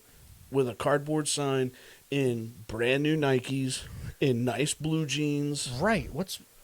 That's been going on a lot, too. And and they have something written about coronavirus on the cardboard. Yeah, and COVID-19 cost me my job or something like that. I've seen it. Yeah, I've seen one where like the dude's actually like just outside his vehicle. Yeah, and like it's like it's a nice vehicle. Or whatever. like a 2018 van or some crap. Yeah. Like, okay. And like there's always stories about that of these people that would ask you for money, and like they'll be out there making like $5,000 a day or $500 a day. It's almost like a and racket. go and get in their car. Oh, it's yeah, almost like a racket. Really. We saw one where this lady was standing at an exit from an interstate, and then at an overpass, like some other lady was underneath it, and they signaled to each other to switch. Like they were legit running a system. Yeah. And it's like I've also seen that before, going downtown with family. Mm-hmm. And having a stupid ass family friend that gives someone $5, we will start walking away. We're like a block down. You see that person get on the phone, probably call in someone like got another sucker down. coming to you. It's just which like I'm all about helping people. I am too. Because what did we do on our prom night? We're some of the first people to like offer a helping hand. Our prom night. What happened with that? Where did we find that homeless dude? I mean. We were walking downtown Davenport. He was right outside the River Center, pretty much. Yeah. He wasn't waiting out there. He just happened to cross our paths, and he was fed us a story, and we were just like feeling. We were very generous. Feeling generous that night. We were young. Karma is a thing. We had a really good time that night. Yeah, we did. Not like us together, like just in general, we had fun. Yeah, and I wouldn't necessarily say that I'm like a big karma person. It's more so. You don't believe in it? It's more so if karma is a thing, I want to make sure I'm in the positive on that one. So I just do it anyway. Like that Red Dead kind of thing, Yeah, where like you want to make sure you get that good ending. I make sure that I'm in the positive on it, just in case. Just in case. And like I'm all about that. I want positive karma points. We were up in Chicago. We were up in Chicago for. Did you get a hot dog? I did get a hot dog. No ketchup. No ketchup. No ketchup. Because we were with other Chicagoans, and they made sure. No ketchup. They made sure that. We got a Chicago dog. Mm-hmm. And I like I said, I don't do crowds well. Mm-hmm. The gathering in Chicago for the parade for when the Cubs won the World Series, when they broke that 108-year I wish curse. I got to go to that. Man. Oh my God. I wish I got to go to that. It was fucking amazing to see that shit. Nothing but Cubs. Like Cubs logos. People were walking down the street singing "Go Cubs, Go." Like, it was amazing to see Chicago come together like that. It was so cool to be a part of. And I think, like, they broke a record. Chicago broke a record for, like, the largest gathering. Like, they had, like, the 4th largest gathering in history. It's kind of wild. Yeah. Very frowned upon this year. Oh, yeah. No, you can't. Well, unless you're protesting. You can have as many people as you want. But that's what we were talking about with the wedding. They were like, they were saying that, like, for gatherings, you could only have, like, 50 people. Well, we're protesting at the wedding. That's what exactly. we're doing. I was protesting. like, she'll have her that? protest. I'll have my protest. You can have 100 people at a protest. I was like, we're just protesting. We're protesting. We're protesting being single. We're protesting getting married. Yep. I was like, that's going to be our solution. We're protesting the fact that you're trying to put a limit on how many people can enjoy this day. Yeah. Suck it. Bit. Ha. Suck a butt.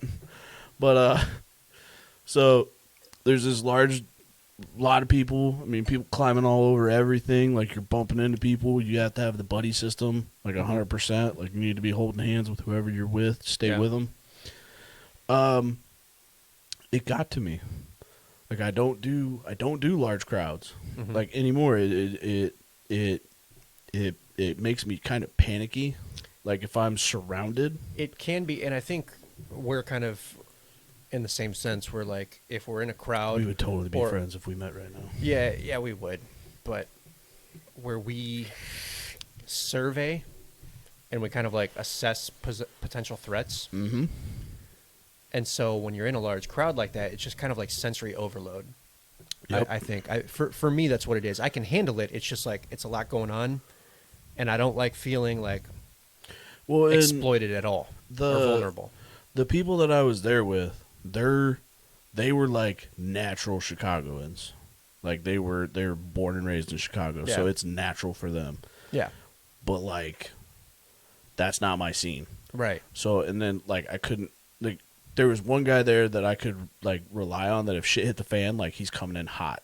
And I got that, but at the same time, to have a friend like that. Oh yeah, those are the best. But at the same time, he was kind of preoccupied with other stuff going on, and so, like, I wasn't 100% that he would have my back. So, like, to ease my anxiety, I go, I'm gonna get some beer.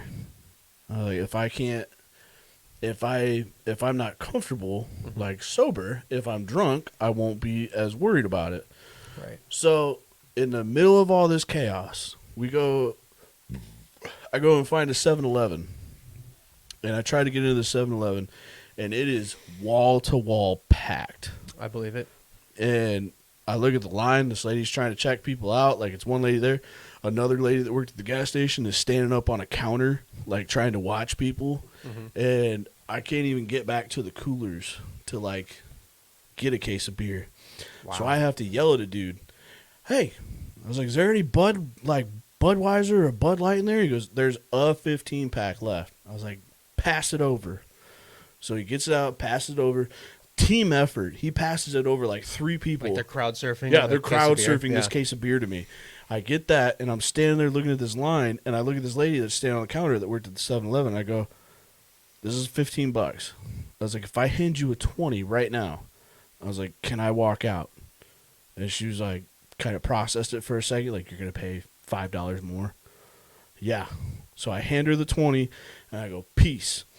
And I turn to walk out, the chick behind the counter that's checking people out doesn't see that transaction. Mm-hmm. So she hops the counter and chases after me, coming running out, yelling at me, thief, thief. I've already got a beer out, open, and drinking it.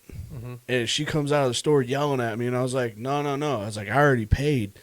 And the other lady had to get down off the counter, which apparently she fell off of it, and came out and said, no, he already paid for it. And she was like, oh, okay, never mind. And then just, like, moved on. Okay. Like, went back to this long-ass line that she was dealing with. And so I'm walking around with this case of Budweiser and come across a homeless dude. And he goes, hey, man, you got any spare change? And I was like, I don't, but I've got a cold Budweiser. And he was like, yeah, I'll take that. Gave him a Bud. Mm-hmm. Moved on. I think I probably drank like 5 cans of Budweiser in 2 blocks. Like I was putting them back. Yeah. Wow. I got fucked up. And a little bit of a lesson to anybody out there, no, it does not help. It actually makes things 10 times worse because now not only Fries. Give me a large fry. Nuggets. No. Give me a McDouble and a McChicken and fries.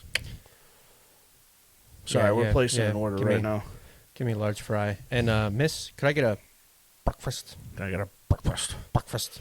But so, fun fact to anybody that's like really curious about it, like how this is going to work. Getting drunk in a large crowd in a city that you don't belong in. Not a good time. Not a good time. Does not help. I passed out on the subway. Like standing up. Mm-hmm. It was not a good time.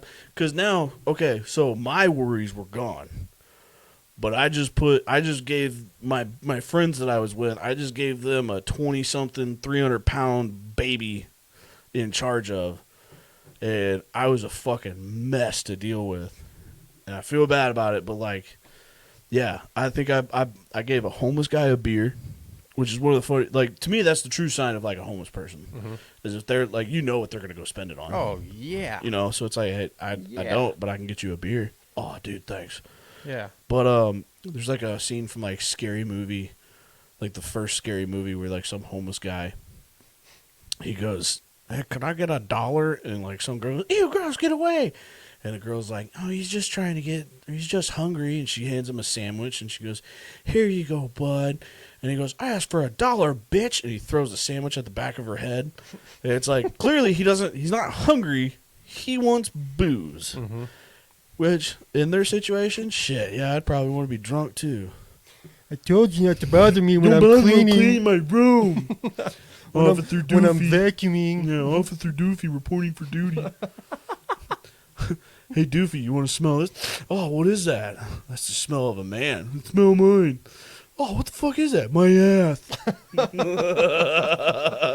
I've seen so many memes right now that, like, when they talk about, like, the militias that are going to defend cities that are being rioted, and they show, like, a picture of Officer Doofy, like, Officer Doofy.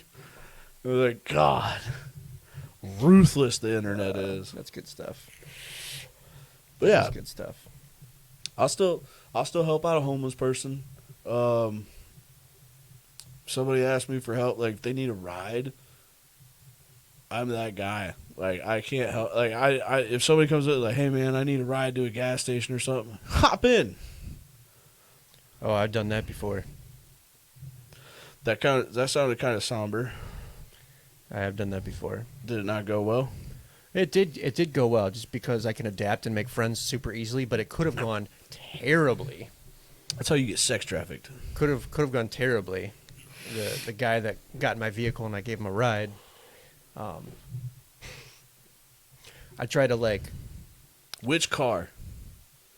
What car is this? I think this was in the Cavalier. Okay. Or it might have been in my S10. I don't remember, Okay. honestly. So not like your Golf or your Jeep or not like a car that if you would have gotten there and shit in that you would have been like, ugh. Crap, man, I don't remember. No, I think I was living in Woodstock at the time. I didn't have my GTI. But I tried to play the. So you didn't get your GTI till you moved back here. I tried to play the scenario and like hit some music that I thought he might like, so I played my Busta Rhymes. And he, like, it could have gone bad, but he was like about it. He was like, dude, Busta Rhymes is my favorite. This is my favorite album ever. Like, what song did you play? Break Your Neck? I just started playing that album. Oh, okay. It was a good album. That's a great album. Genesis? That's a great album. You know album. what? Speaking of music and crowds, how bad are you missing concerts right now? Very badly, because we should have been to 2 already. Bree, for Valentine's Day, she got me Deftones tickets. That should have been in August, dude. I remember her telling me about that. She got me Deftones tickets, and like we weren't able to do that. Like, come on. Did they reschedule it? Yeah, for like a whole ass another year. Well, yeah. My one that I was butthurt about, Rammstein. Are you familiar with them? I've heard you say it before. I'm not, off the top of my head, I can't think of their music. But... Oh my god, I hate you so much. I could play you like one song and you'd be like, oh yeah. And then there's like a bunch of other good ones, but like everybody knows Triple X? Yes, Triple X. Okay, Triple X, yep. Yes. I hate that Vin Diesel is something that you have to reference to know that, but family. But so, Rammstein. You know, I want to bring something up real quick since you brought up Vin Diesel. The last podcast, we were talking about Fast and Furious, and I brought up Vin Diesel with hair, and I was saying Beethoven hair. It's more like Andrew Jackson hair. like the $20 bill. Yeah. If he's got that pump. He's got that little pump to it. Yeah. It's awesome. It is. I actually dreamt about Vin Diesel with hair last night. Yeah. Gay. Hey, it wasn't a dream like that, but like, it was funny. He didn't try to touch your butthole? No, he didn't. He did not try to stick a finger up my butthole, because I've specified that I'm not into that. And so if I specify that I'm not into that, then he should respect that and not do that. Yeah, you know, you gotta experiment. But, no, so, Rammstein was supposed to be playing at Soldier Field. They have a great pyrotechnics for their concerts. Of course they do. Well, they're German. Mm-hmm. They're all about the theatrics. Like, they throw their keyboardist in a pot and set it on fire. Yeah, they have a keyboardist. Like a cauldron? Kind of, yeah. Yeah. And, Till, the lead singer, he'll bring out a flamethrower and he'll shoot flames across the stage at this cauldron. And, like, the dude will, like, duck and the fire will miss him and shit like that. But it's great, the shit that they do. He also rides a penis gun and shoots foam out over the crowd while he sings about, there's a song that they have called Pussy. Very classy. That's the word I wasn't going to say earlier. Pussy? Mm-hmm. Yeah, I probably shouldn't have. I was talking about a song lyric, but whatever. Yeah. But, it's okay. How do you cook a human in a pot? You got to break him down properly. And you got to understand that there's certain parts of the human that are going to cook at different... FBI agent, this isn't a real thing. Look, I'm just saying, like, have I ever cooked a human? No. Would I know how to cook a human? Probably. Like, you'd look for the parts that have a little more tissue in there. I'm really going to start questioning your fucking menus from now on. Some parts of the human you're going to want to braise low and slow. Some parts you're going to want to cook fast like a steak. Well, it's all meat. It's all muscle. Like, I mean, depending on what you're cooking. But different parts are going to cook differently. And there's probably certain parts that you would want to grind up for a calf burger. Muscle would be like a giant drumstick. Wouldn't it? No. What? You're going to tell me that it wouldn't be like a giant turkey leg? You wouldn't cook it like a turkey leg. You'd want to cook it slower. There's more connective tissue in there. I don't know. I've never just cooked because of the size of humans. There's you know, there's a rumor that if you try human meat, no other meat will taste the same. Humans would be all dark meat. Humans would be. Fuck, I love dark meat. You know what's interesting? Actually, this is actually something that we're going to jail after this. Yeah, maybe. Whatever. We're going to be investigated. Whatever. What's interesting is people think that all of chicken is white meat. No, dude, But the legs are dark. Well, no. Breasts are okay. white. Okay, but light and dark meat, it's all white meat, right? You need to cook it fully. But chicken livers is red meat. You can cook chicken livers like medium rare, medium. Like How a steak. big is a chicken liver, though? Not big. Yeah. We're talking yay big. No.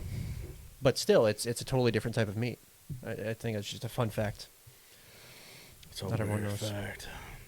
Yeah, But no, you actually humans eat liver? don't have light and dark meat. Humans would be all red meat. How much liver? Like, if you had... What's the word for liver? Liver? No. There's another word. Dad. There's a word for liver. My dad will he'll get like a roll of liver and he'll like cut it off and just eat it. So like the cured stuff, the like liverwurst? Is that what you're talking about? Maybe it is liverwurst. Because that's like cured. It's kind of like the summer sausage of liver. Braunschweiger. Yeah, that's what that is. Yeah. He'll just eat that like it's fucking Which like is actually sausage. which is nice. It is that's, good. That's what it is. It is it's, very good. It's liver Yeah. sausage. That's exactly what it is. Well, and that's like people want to talk about the difference between like when they talk about meat and they're like, oh, it tastes like chicken. Where it's like you can tell the difference between chicken, steak, fish, deer, bear, like all those kinds of meats and shit. Mhm. But like, I'm not gonna lie. Okay. So when I proposed to Liz, October 20th of 2019, Connor treated us, and he took us to Bass. Oh yeah, we did do that night. Yeah, and he flexed on us. that's where I was the chef at the Yeah, time. he was the chef at Bass Street, Mm-hmm. and he flexed on us, and he ordered six Alligator. People say that it tastes like chicken. I don't necessarily think that it tastes like chicken. I think chicken has more flavor. Alligator, it's more of like just a blank slate. It doesn't have a whole lot of flavor. It's pretty much an empty canvas. It just takes on whatever flavor you give it. The texture is like a little bit like overcooked chicken. like a little gamey. I don't think it has a game to it necessarily. I don't. But no, Connor treated us to like 4 ounces of Japanese Wagyu. Or It was A5 Miyazaki Wagyu. and I appreciated that so much because I have never had Wagyu before. Mm-hmm. And I'm trying to think how many bites I turned that. Like, because you got 4 ounces, like 1 ounce for each Yeah, of us. 'Cause it pretty was much. Yeah. Myself, Liz, you, and Bree. Mm-hmm. And I was like, 1 ounce of it. So it came in like a little, like it was a little chunk of meat. I think I made like 3 bites out of it. And I was like, I don't know the difference. Like, it was good. It was fucking great. So I will say, when it came out, I didn't like the way that he cooked it. He didn't cook it long enough. You need to cook it long enough so that the fat, because the fat, it's like a 50-50 ratio of fat. You need to Right. cook it long enough It's to all where marbled and it's got the little veins and Right. shit going through yeah, it. you need to cook it long enough to where, because it was rare when he sent it out to us, and I was like, fuck, dude, like you're not going to be able to tell the difference because it's not cooked properly. Okay.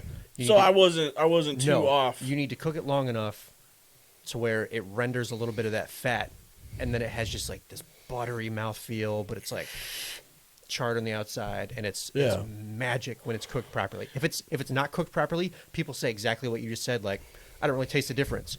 It wasn't cooked properly. Right. That's why. Well, and like, how much is an ounce of Wagyu? Wasn't it like $26 an ounce? 24. We charged $28 an ounce. Oh! But I mean, the cost that we have to pay to get it in is astronomical as well. I bet. I believe it. Because one of those cows from Japan, because it comes from like Wagyu Japan, doesn't it? Wagyu is the breed of cow. Like Wagyu's the so breed if of I cow. say Black Angus, that's the breed of cow.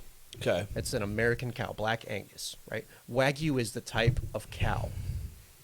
So Miyazaki, it was Miyazaki. That's where it comes from. Okay. A5 is the quality. A5 Miyazaki Wagyu. You have the quality, where it's from, and the breed in that title. That's what that means. But your dad asked, what's the best way to cook alligator, grill, broiled? I find the best way is to actually do it either, it's called scallopini style or schnitzel, if you're familiar, where you just kind of like, you Wiener pound, schnitzel? yeah, you pound it out just to kind of break down the tissue and the fibers, and then you just bread it and fry it. I think that's the best way. And the alligator doesn't have all those different parts, like where a cow has different cuts. Kitchen podcast. A chicken has different cuts. The alligator, in the background. Alligator, it's really all kind of the same cut, so they all kind of do the same thing. Like you're not When gonna. have you cooked alligator?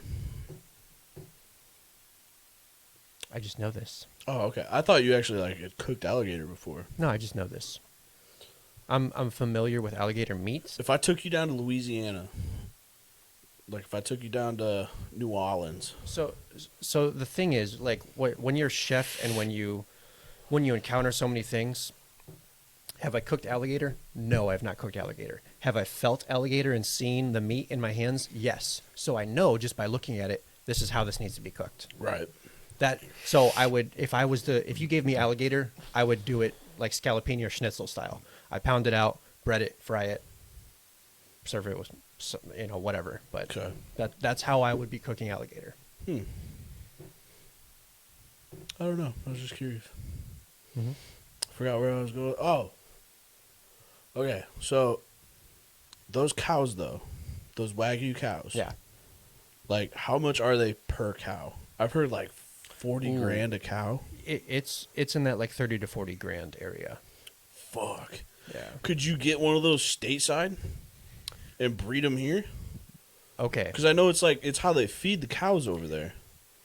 Yes, there's a certain, they kind of pamper This is straight up just turned into a conversation between him and I. This is me just wanting to learn. There's a certain way that they pamper the cows. I'm not exactly sure on all of the restrictions, but there's you guys aren't even here anymore. There's a certain diet and there's a certain lifestyle that the cows have to live. There's restrictions in the country of Japan where you have to follow that in order to classify it this way. Here and you can't. Wagyu is only in Japan. If they say American Wagyu or if they say Australian Wagyu, it is not pure 100% Wagyu because Wagyu only comes from Japan. So if people say Kobe beef too, it's all Wagyu cow. Okay. Yeah, because Kobe beef is just a specific region and a specific, like, I guess, company of ranches.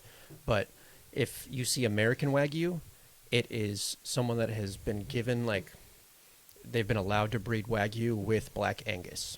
If you see Australian Wagyu, then it's whatever their cow is. It might be Angus too. I don't know what Australia's cow is, but it's been allowed to be bred with. So like if Wagyu. I went over to Japan and stole Wagyu sperm, well, no, because anything you breed it with around here would like decrease the value. Right, but you can raise the quality. So what they've done kind of in the States here is like they've taken Wagyu sperm, transferred it to America, breed it with Black Angus, and you have this American Wagyu, which it's not exactly the quality of Wagyu 100%, but it's a higher quality than Black Angus for sure. So they're able to kind of increase the bloodlines of their herd by doing that. That's why you see that going on. Interesting stuff. Mm-hmm. Look at us getting all educated. Yeah, but they do not export any female Wagyu. Oh. They don't do that. I don't blame them. Shit. They don't do it. Yep, they're holding on tight to that. That's how they got to keep their business. But this is a fun little talk. This was interesting. I like this one. This was fun to jump around. Crap. We are 2 hours in, man. Yeah, we just kind of kept going. I'm gonna polish that off to our new mics and about how great we're feeling about these. Yeah. These Rode microphones. They finally came in. Jeez. Yeah, jeez Louise. But thank you guys for joining us for all this, and sorry about the 1 day delay. I got called out on a secret mission yesterday and couldn't make it. But hopefully next week we'll be back on our regular scheduled day of Thursday, 8:30. Lobster was kind of the trash. It's kind of like lobster was kind of like what octopus is today. Fishermen would accidentally catch lobster and they would just kind of sell it up. That's not what they were fishing for, and they would just kind of sell it off. It was sort of an accident. Connor and my dad are gonna have a mandate Apparently, real soon. yeah. Apparently, we're just gonna talk food sometime. Yeah, lobster used to just kind of be the trash catch that they just kind of pawn off. And then from lobster, people were like, "Oh, lobster is incredible. This is so decadent." And then so it turned into monkfish was kind of turned into lobster, and then now kind of octopus is in that spot There where you go. like it's accidentally caught. Fishermen don't know what to do with it, so it's just kind of like junk that they try to sell off for cheap. Well, there you go. But it's actually incredible.